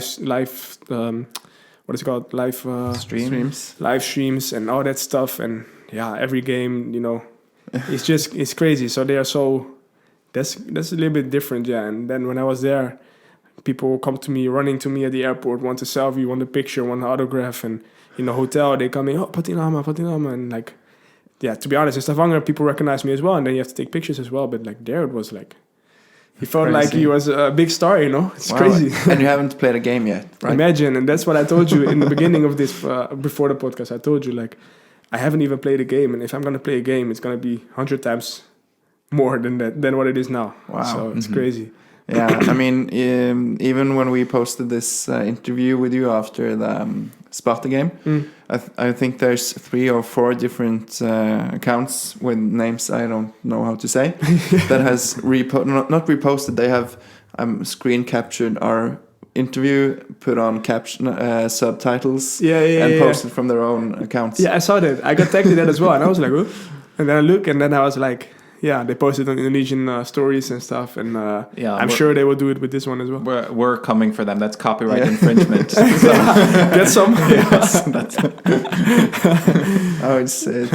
It's funny, and I mean, it must be cool to be a star in such a big country. Yeah, but sometimes it feels a little bit surreal because sometimes I don't even realize that this is the 4th biggest country in the world, 280 million people. This thing, for me, this thing and these other 2 guys, this goes so deep that it goes to the president needs to do things. Like the president is aware of this, and like the government, the big people from the government, they have to deal with this, and they are like involved in this, like it feels like, it's just crazy. I don't know how to explain it. Like it's just, when I was there also, you just meet all this really, I have to say powerful people as well. Like, they just try to do everything to get me and these other guys there, and it just gives you a really a feeling of appreciation, like, it's a good feeling. And that's also, I really want to play for them because it's just inside of me, this country. Like I'm not born there. I've been there 2 times, but it's a connection. It's just a connection, When I went there the first time, I felt also like I belong here or something, because my father was also he was born there, but like when he was young, he went to Indonesia. But he was an Indonesian man in his heart, in his everywhere, you know. Like in Holland, he did all these things what he's normally doing in Indonesia, but like his heart belonged there, you know. And I don't know, maybe it's just a connection. But when I was there, you also just feel like the way I'm raised, you know, you see that back in the country, you know. So that starts also with the food, with the manners and all that stuff, like the Asian of the Indonesian culture and that, like you're just knowing to that. This sometimes it's hard to explain that feeling, you know, but it's just something you feel safe with. So yeah, I feel good there. Yeah, That's cool. What do you think, Lars? Has Shayne answered some of the next questions already? Yeah, we got a question from someone with punktum, period, and stars in their nickname on Instagram. You covered a bit on the process, just shortly. When did the process start? Just when? Yeah. The process started officially when we were on training camp in Indonesia, in America. My agent is he's Indonesian as well, but he had all his contacts and he's in contact with the people. So he called me and he said like the Indonesian national team coach, he's thinking about trying to push this to get you. I was like, nice, okay. But then he said, I'm gonna call you tomorrow. Then he called me the day after and he was like, yeah, they want you. So what you have to do now is you have to make this form of interest. You have to make like a small story why you want to change passport. I had to do all this stuff. I had to get my passport. I called my mother directly, but there was time difference. Oh, yeah. And I remember it was like a little bit late, but I had to do it because it was important. It was a little bit late. I was calling my mother. I called my agent. Called my mother. I had to call some. People from the national team, some bosses of the national team. I don't know, chairmans and all that stuff. Calling, and do all this stuff. So in America it started, and I think it came also in the Norwegian paper in America. Then because and there is where it officially started, and then I had to. It's been a lot of work. I understand. A lot of papers, this, everything. But I mean, if it's important, then it's worth doing. It's worth it 100,000%. Yeah. And I think maybe we can debunk the lazy thing. That for sure that you're not that lazy. I'm only lazy when things like school is happening. Like those kind of things. That's good. That's good. Yeah. Bungasinto also asked about this on Instagram. You've already told us how proud you are, but he or she says that the Indonesian supporters still wait and are excited for you to play at home for your national team. I really appreciate it. Yeah, I'm really. They also send me a lot of videos that tag me in the stadiums. Like when there are games, and then stadiums like 80,000 people, full packed, and they send me, and then they say something like, you are playing here soon, we can't wait, and then what I want to say to them, like, I can't wait I can't wait. So I'm really, really excited. Yeah, cool. That's awesome. Yeah. We'll move on to is this the last category, Lars? No. We have one about this season. Okay, we'll try to be a little quick here at the end. No, it's okay. We have time. I have time. I don't mind. Okay, yeah. You have 2 games until the next game, so you can rest tomorrow, right? Yeah. Yeah. So can sleep no worries. Okay. Because this category is called Life and Other Things, so this should be a good mix. So Stine Voster on Instagram is asking if you could please marry her.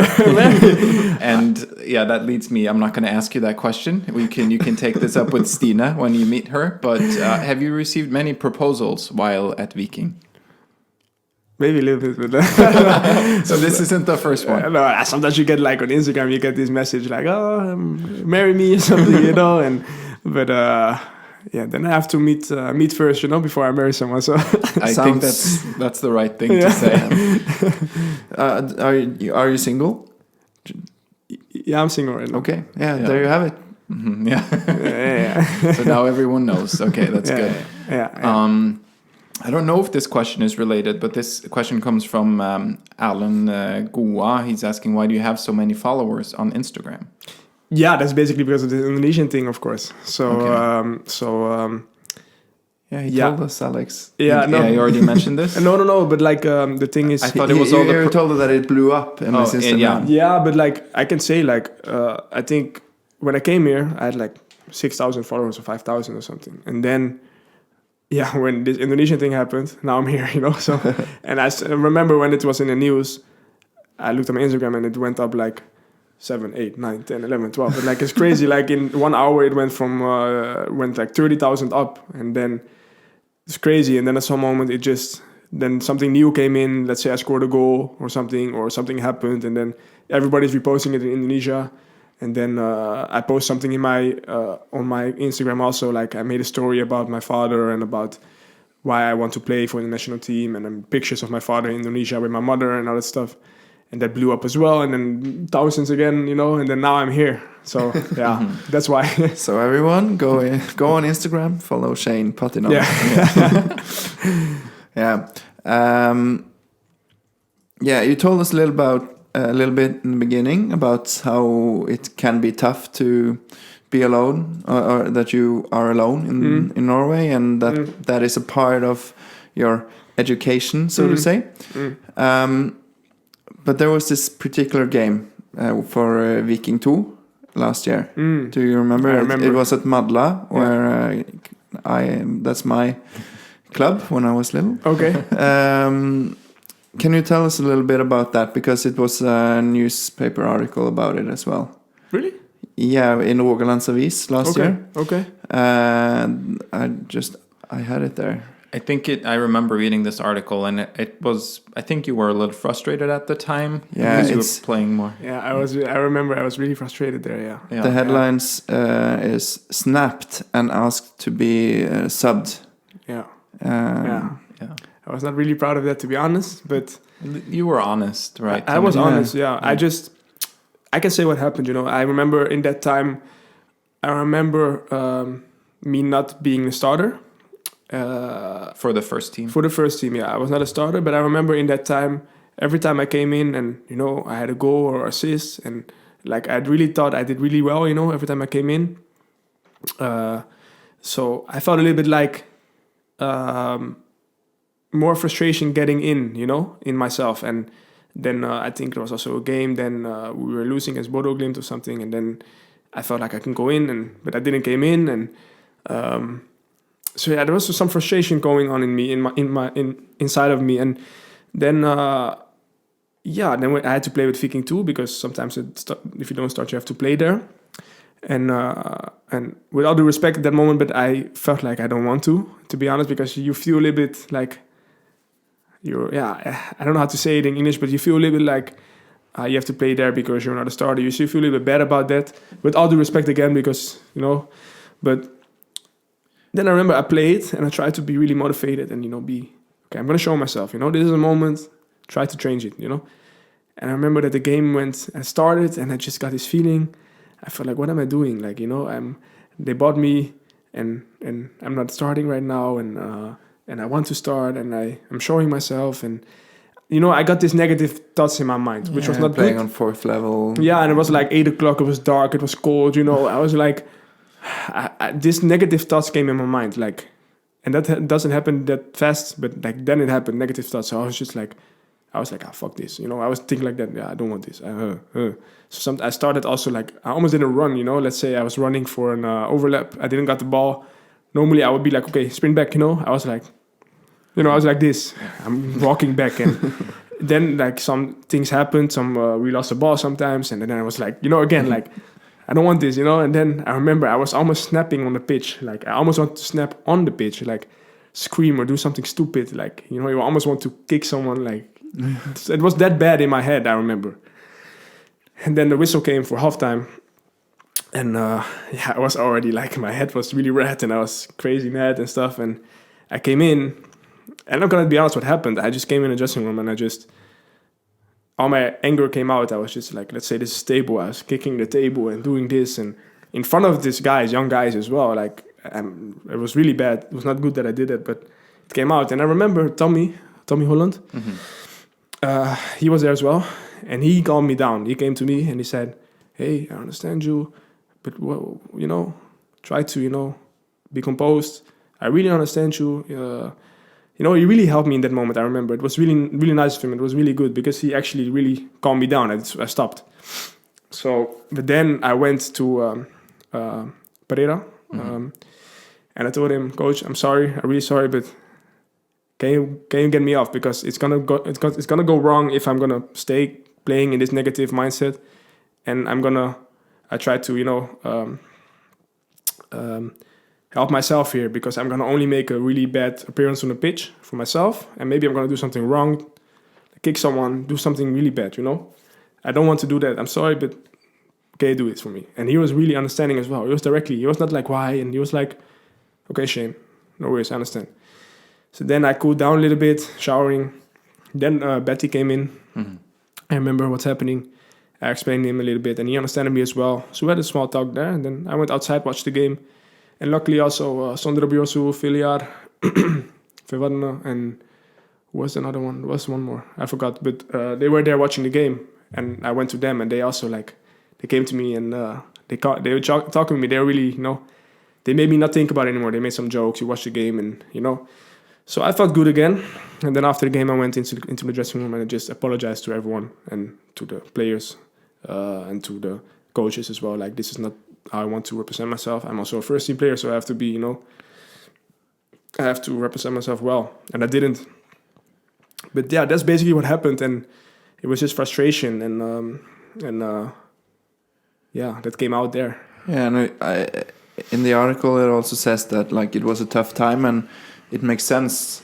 You being bought, it's a new country, you're alone, and as we talked about with the learning, it's also, I think, with moving, that the first time, the first period of time, is everything is exciting and new. Yeah, exactly. Yeah, and then the summer passes, and it's getting colder, and you're not. And there was a pandemic. Yeah, and you're not playing as much as you want, and it probably feels very big at the time, right? It's when you look back at it, maybe this is only a short period in a relatively long life and a relatively long career, right? Exactly. But in that moment, it probably feels very big.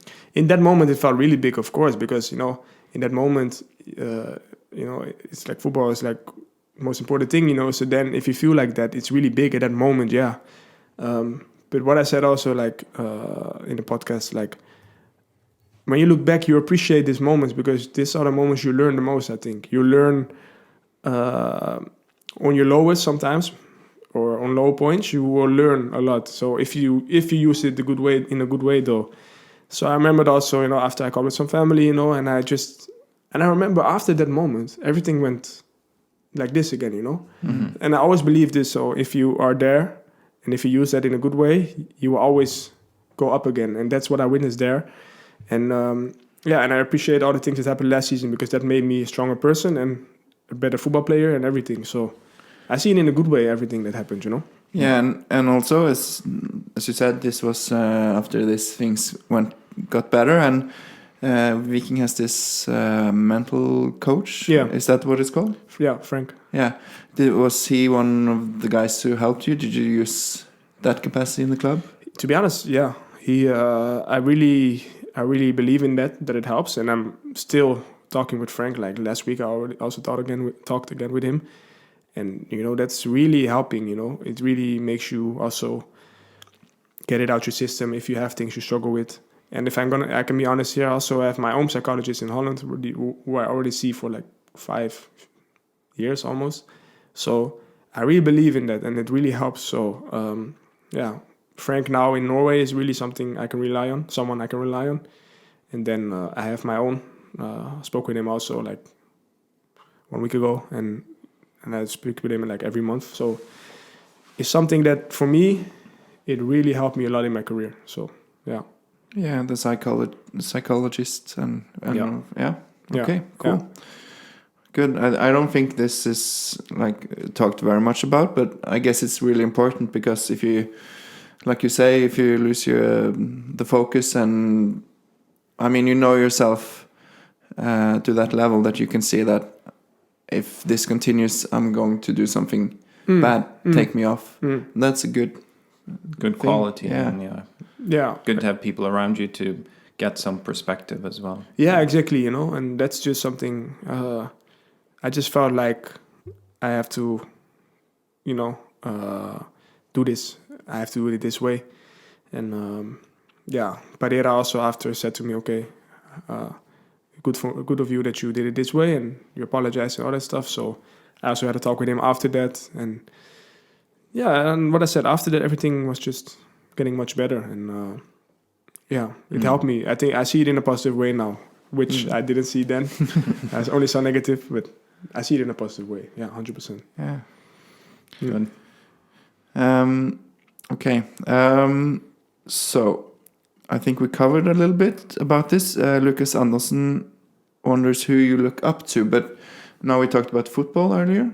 Do you have any outside the football that you look up to or that have been forbilder? Role models. Yeah, my father, 100%. So he's one I look up to 100%. So like how I want to be in life, like how I want to be as a man, as a person, how I treat people, all the things he learned me. So this is someone, I look up to. And always. Many people probably know this because they've read about you at least in the local newspapers. But your father unfortunately passed away in an accident. Yeah, on Schiphol, that's the airport in Holland, in Amsterdam. He worked on the ground. So these baggage cars, right? He was walking to get to his station because he was talking with someone. Then he had to go to his station, and then there was like a baggage car in the turn, and I remember it was like morning, so the sun was low and there was a little bit dust, or how do you call it, when the clouds are a little bit low. I don't know how to say it in English. Is it like dusk or something? Fog. Yeah, fog as well. Yeah. Fog. So I remember it was like low and it was not really visible. So, and he was walking, and in the turn, this baggage car came, which unfortunately hit him, which he felt on his head. He felt like this on his head, and that made like his skull, something in his skull, like went open, and then like a vein popped, which caused like a brain bleeding. So then he went to the hospital, and unfortunately he passed away some hours later. So, and I got that call in the morning, that he got an accident. But then I got a call. Then they told me like, hey, it's okay. He's only going to the hospital to see if he has like broken something. Don't stress. And my sister was with me, so I was like, okay, good. So and I told my sister, I said, don't worry, because my sister can maybe be a little bit afraid. So I said, he's only going to the hospital for this. And I remember I had like a training camp with the FC Utrecht team. And then my mother was bringing me to the club, and my brother was going with her because he had to drive his car back. So my mother couldn't pick my father up because, he had pain and stuff. He would not drive. Yeah. And then I remember I got put there. I was in the bus, just in the bus. And then I remember I came at the hotel, and in 5 minutes I was in a room. I remember 5 minutes before my mother called me, I was like, this is quite weird. Like, why didn't my mother or somebody else put like a picture in the group chat, like, he's in the car, make a joke or something, because my father could like a little bit, if something happened, it could be a little bit whiny sometimes, we laughed about it sometimes. And then, so I was like, why didn't it happen? And then I got a call like 5 minutes later, and then my mother called and said like, hey, we went to the hospital, and it's worse than it looked. And unfortunately now he passed away. So that was 3:00 or something. So they went to the hospital to just pick him up. But when they came there, he just, the doctors came like, this is really not good, we have to do everything now. And they were like, whoa. And then, I got this call like 3:00. So 9:00 in the morning, nothing happened. 3:00, he passed away. So that was what happened that day. So it was really unfortunate. Yeah. Crazy. Life is very fragile sometimes. Yeah. That learned me that, just like what you say, like life can change like this.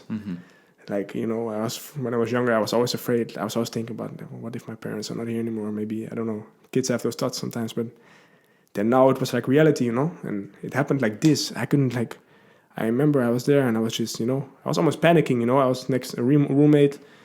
I'm still good friends with him, but he was next to me, and, I was just, crying, screaming, like, oh, why? And my mother was so composed. She was just trying to fix everything directly just after this news, I remember that I admire her still for that. It's crazy how strong my mother is in that.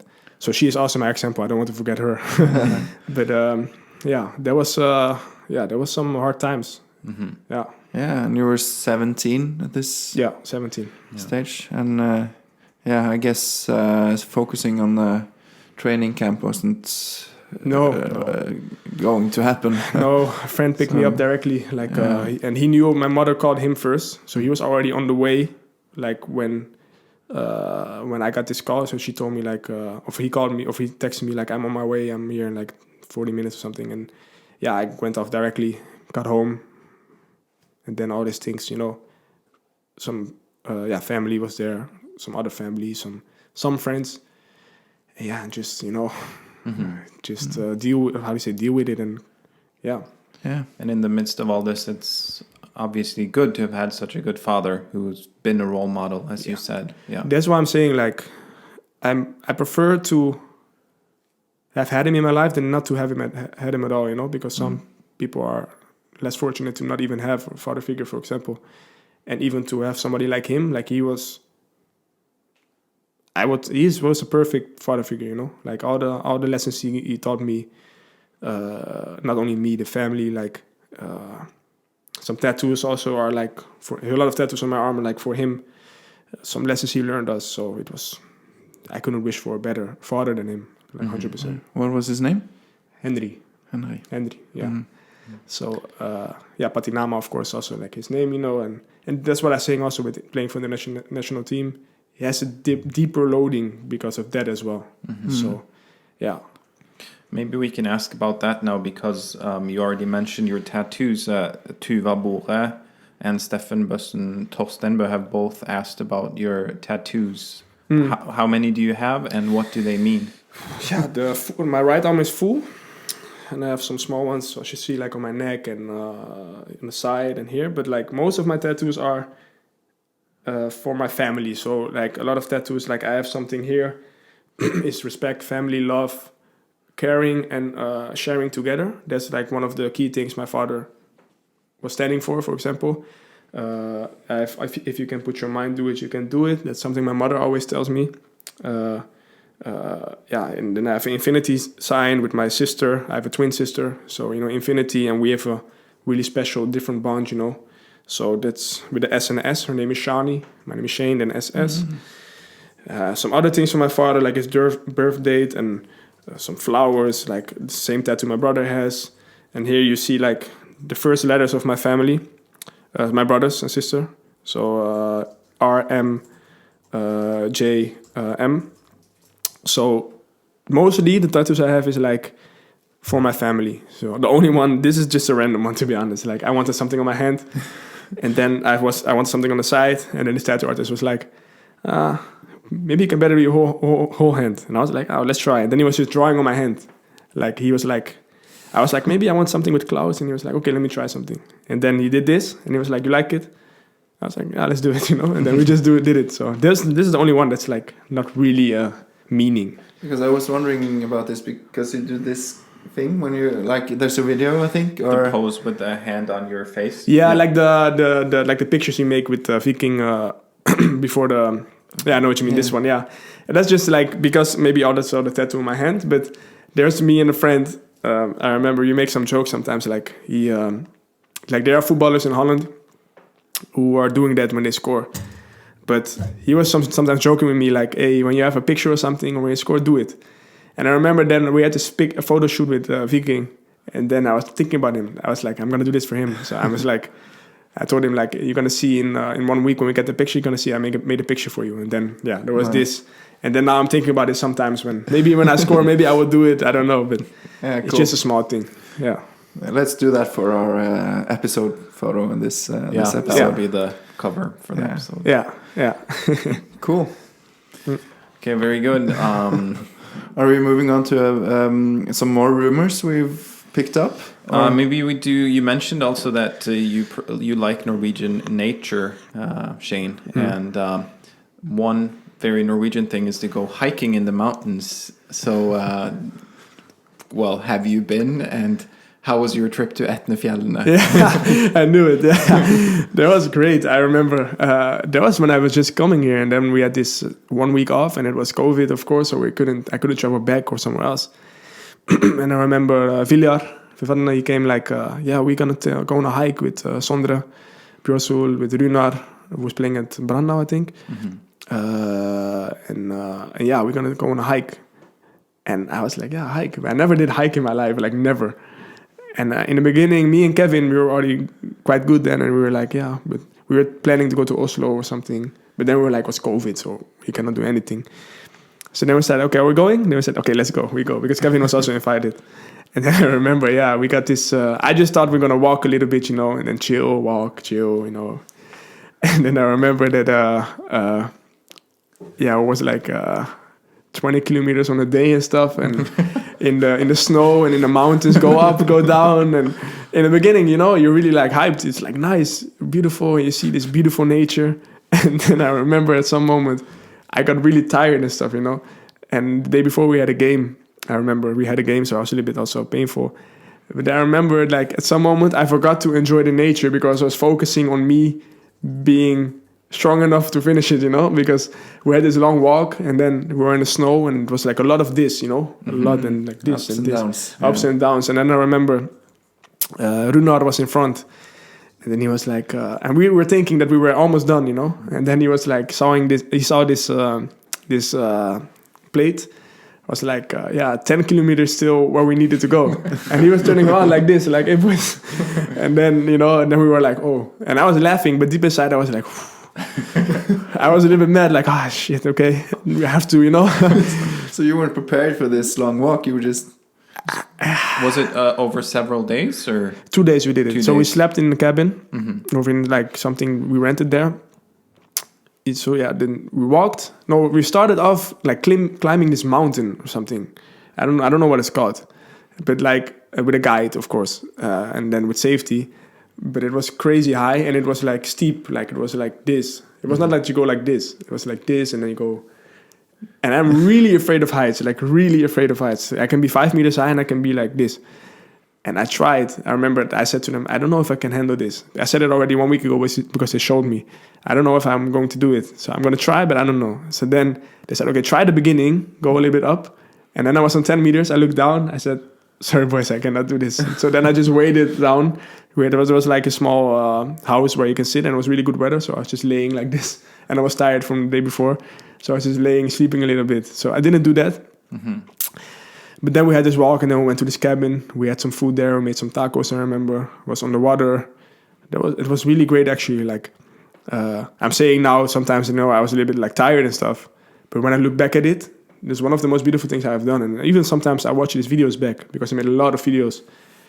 It's crazy how beautiful those things are. Like, I saw this glaciers or something. How do you, like snow, water, great view, the sun going down, and I can say it was the most beautiful thing I did. Yeah. Have you gone on other hikes with your teammates? No, but I told Viljar next time you invite me to a hike, make it a little bit less walking hike. Then, So, but I haven't made the hike like that. No. Sometimes I like maybe just walk around a little bit in Stavanger, but like I've not done a hike to like mountains and stuff. No. Do you prefer when you have a holiday or vacation? Do you prefer to go somewhere with a beach and a pool? Then yeah. To be honest, I do. It's good to be outside your comfort zone, right? Exactly. That's why I'm happy that I did it, because, like, normally, of course, I will not, like, it's not in the culture, of course, in Holland, but I will usually never do this, you know. And I've just witnessed this, like, something so beautiful and something that not that much people maybe do, you know. So that's why I love to make that much videos. And yeah, it's also funny. Like, I did it with Kevin, of course, you know, so we were laughing about it. Sometimes we're talking about it still, you know, and then we were looking at each other. I remember that it was really rough walking, and I remember we looked at each other, and then our faces, like, that we were like, you know, and sometimes we just fell, you know, you slipped, and then we're laughing at each other, you know. It was really fun. It was nice. Yeah. I think you should go on another one for sure. Yeah. We have to plan that. But you do spend most of your time in Stavanger now and in the city in general. And we've heard rumors that you have a permanent parking spot outside Beverly in town. This is... Can you confirm? Is it Björsu who said it? I remember. we cannot reveal our sources. Sorry. I know the source. Yeah, this is a story. Like, I remember this was the first week I came here. Just for people that aren't from here, Stavanger, yeah. Beverly is it's a pub. Yeah, bar, it's a pub. Yeah. Bar, yeah. Like really known here, right? Also Yeah. Viking fans and stuff. Yeah, it's go really there, known. Yeah. Yeah, so this was like I just got my car, I remember, and I have to mention that it's a Jaguar because that's for the story. I don't want to show I have a Jaguar, but it's for the story. Oh. You know? So, but like I have a Jaguar, and I remember I just came here, and you're a little bit like searching, and I was like, I didn't know what to cook, so I was like, I'm gonna order something, and I didn't know about Foodora and all that stuff, and I was like, okay, I was searching on the internet, where can I go? And I was just driving to the city because there are the most restaurants. So then I just went to the city, drive there, and I didn't know about anything. So I was just parking in front of Beverly, I remember. And it was on a Friday or Saturday, so there was a lot of people there. And I didn't park there to, show off, like not at all. But I just parked there because I remember I went to Olivia, because there you could go do takeaway. Yeah. And Olivia is close there, right? Mm-hmm. So I parked the car there and I stepped out, but I was calling first because I was calling some restaurants. Like I was calling, like, do you do takeaway? You takeaway, do takeaway. So and then Olivia did. But I remember I was standing outside and calling. It was good weather as well. And again, not to show off. But then I hear, Shayne. And I look and I see, what was it? Christopher Lukberg, Sondre, Brosu, and Sebastian Henriksen, I think. And they were screaming, and hey. And I was like, why? Because now they think I will do this. And now they always bring this up now. Like, yeah, showing around your car. That's the first thing they said, you're showing around your car, right? And I was like, no. But this is the reason this question is here, or this rumor is there. Okay. Were you also wearing your Viking jersey and... Me? No. Hey, guys. No, I was like, getting food. That was the only reason I was there. But yeah, I can understand that they make jokes about it. Yeah. The next one is, we haven't prepared you for this, so I'm excited to hear what this is. Do you like to go out? I can like to go out, yeah. Yeah, because is that something you get to do, or do you have to sacrifice that as a professional player?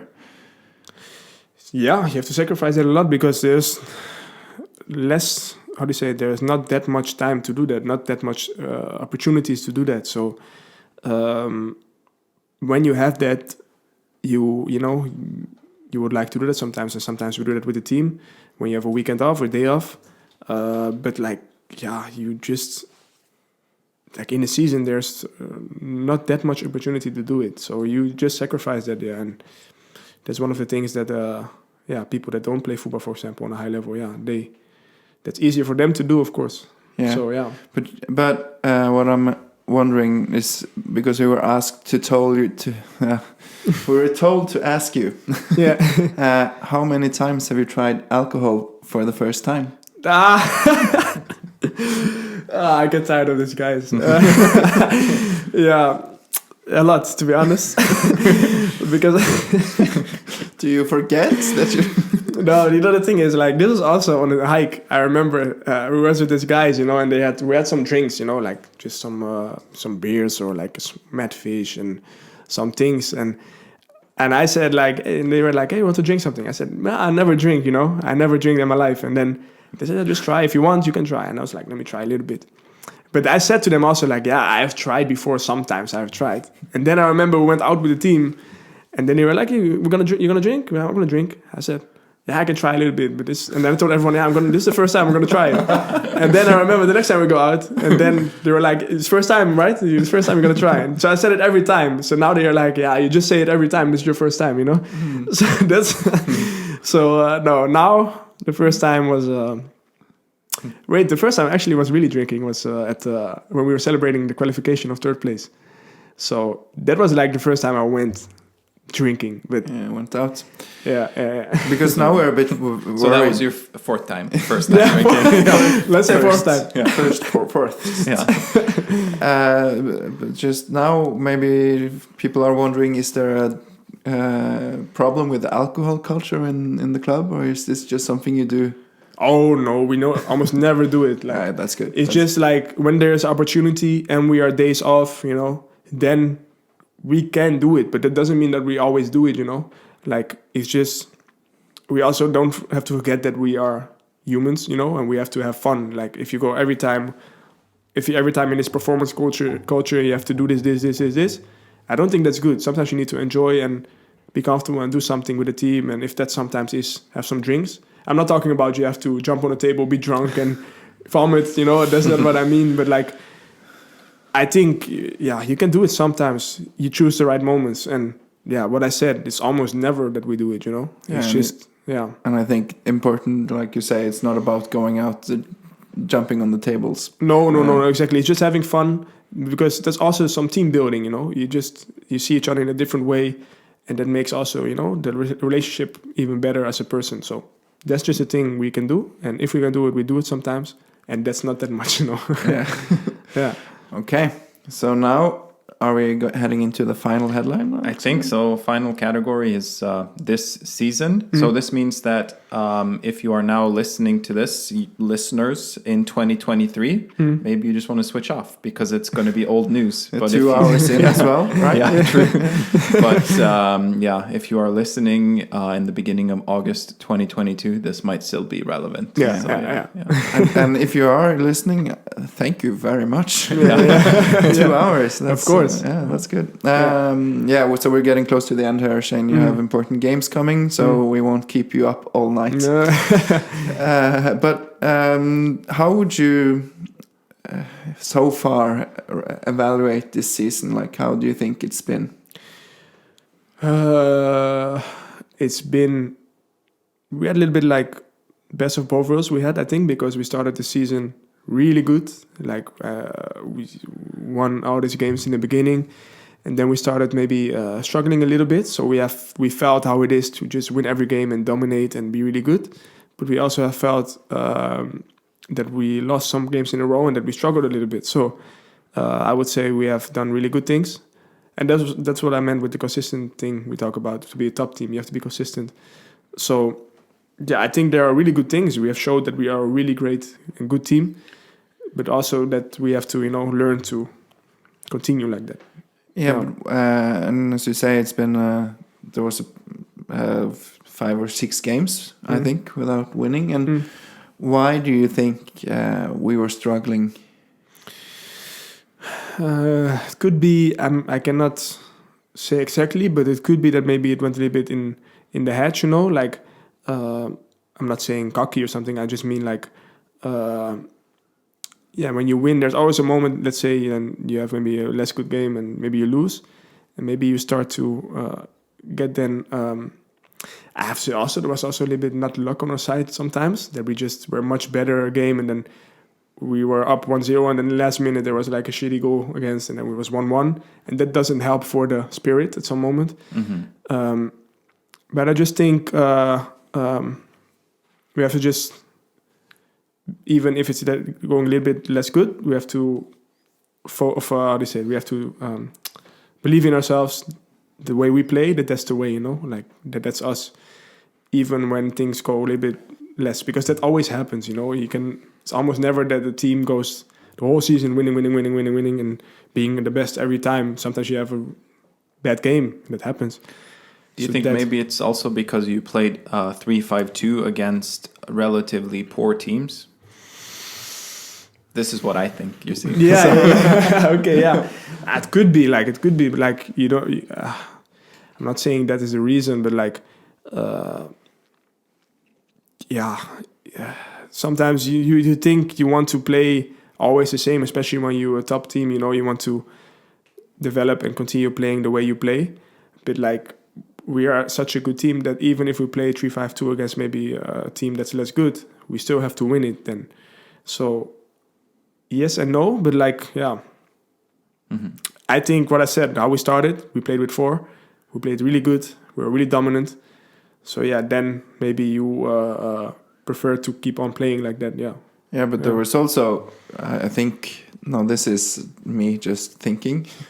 We were missing some important players. Also. So we don't know, or at least I don't think we know if it would have been better playing a 4-3-3 because of the players we had. There's a correlation.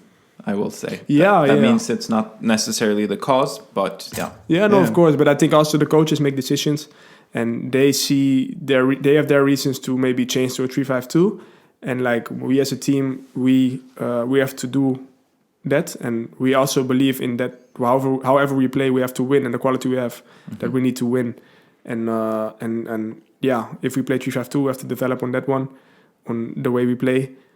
To win and beat the opponent, and if we play 4, it's the same. So and again, we are good enough players to play systems. It's not that we,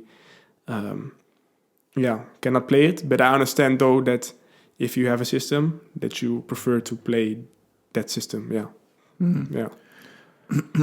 What's been the focus in the trainings? Like,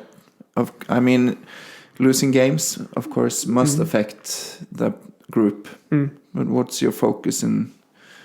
What were you focusing on? Yeah, the focus is on ourselves, of course, like to develop our way of playing. So let's say we play games, and maybe what I said, we have some games that we lost. We're just trying to look at what went wrong and trying to develop that in our game. So we're just working on that, and we're working on developing our system and maybe creating more chances, being more dominant, finding solutions to what I said. How to say it? Be more dominating and stuff, So that's something we work on a lot. So just look at ourselves. Don't point fingers. Be like, and the focus is also to keep a good spirit. Still keep a good spirit even when things go a little bit bad now with losing, or bad with losing. Keeping a good spirit. Look at yourself, develop, and all that stuff. So I think we're doing that, and yeah, we're. I think that's a good thing, because then, what I said, you learn from those things, and if you use it in a good way, you will only go well after. Now we have. We recently played a tough game against Sparta, where we were underdogs. We were really expected to go out, and we won. Now we have Sligo Rovers, which I think we are ranked 200 places above. So we're really. Okay. Yes, something like that, I think. Okay. So now we're going into this game being more of a favorite and meeting a team that, like Viking, were beat out a better side. How do you see that as a different challenge than Sparta? Yeah, it is a big different challenge, but we have witnessed, it's not like you're gonna play games and gonna have this easy win and stuff. It never, we play in Europe, they're also in Europe not for nothing, So we cannot see it happy we have Sligo now after beating Sparta. That's not not the mentality we need to have, and we just need to play our game and what we did, and then we have big chance to beat them. So yeah, we don't have to come in this game thinking, who is the next opponent already or something, you know what I mean? That's not the way it is. It's just this game, focus on this game, Thursday. That's the most important. Will we see Viking in a 3-5-2 or a 4-3-3? I don't know. I don't know yet. Yeah, don't say. It's all the Sligo. A lot of Sligo listen to this. Rover supporters listening. Yeah, we'll see. But from training, maybe. You have an expectation. You don't have to say. But, but you can see what we're doing, and of course you can see also who's most likely to play already. So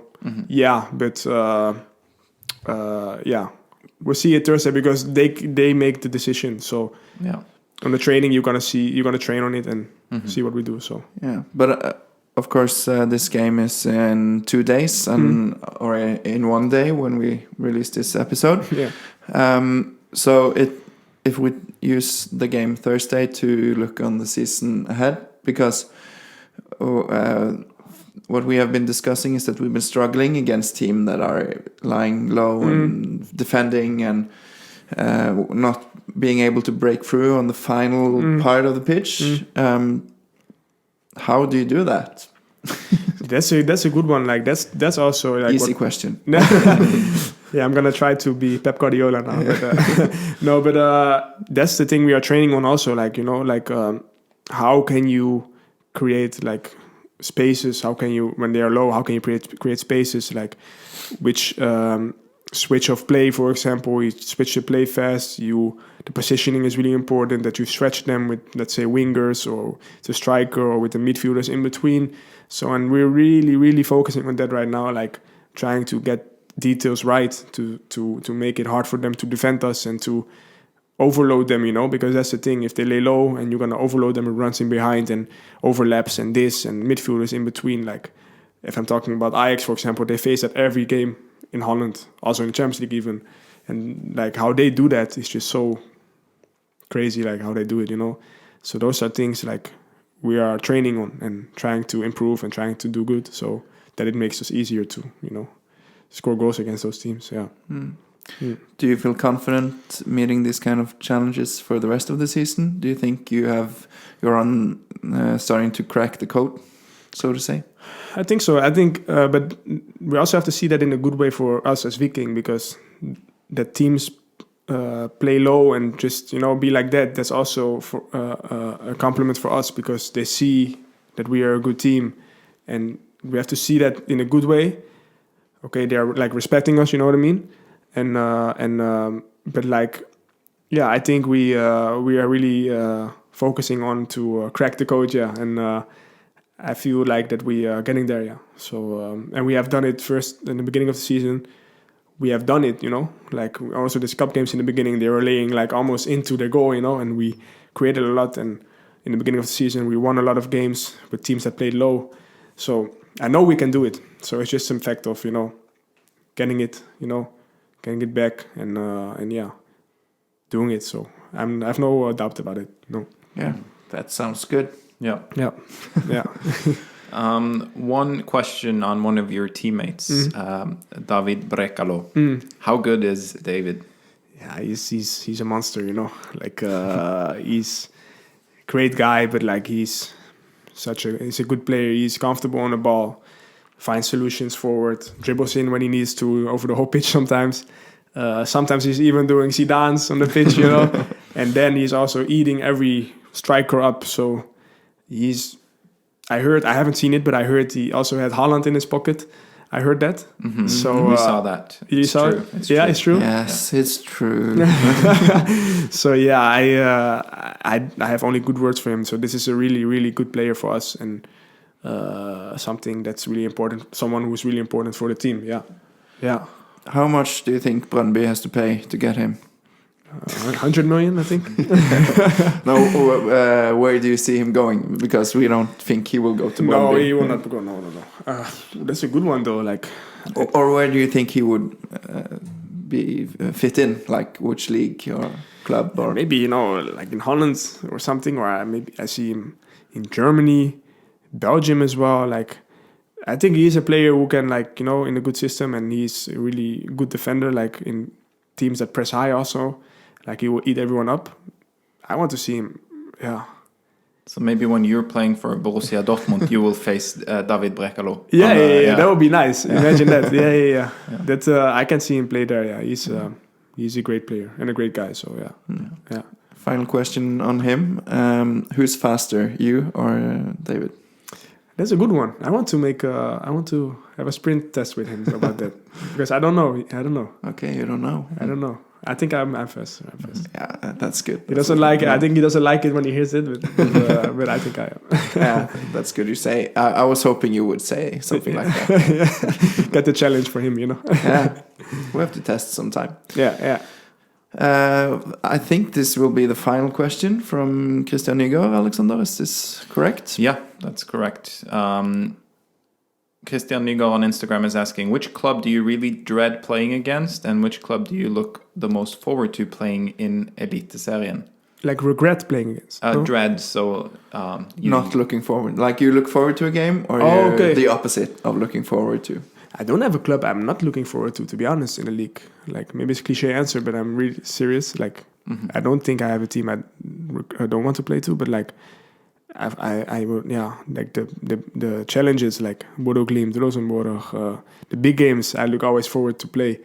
So, those games, I think, those are the most, The big games the are big the games, most fun. the big games are the most fun.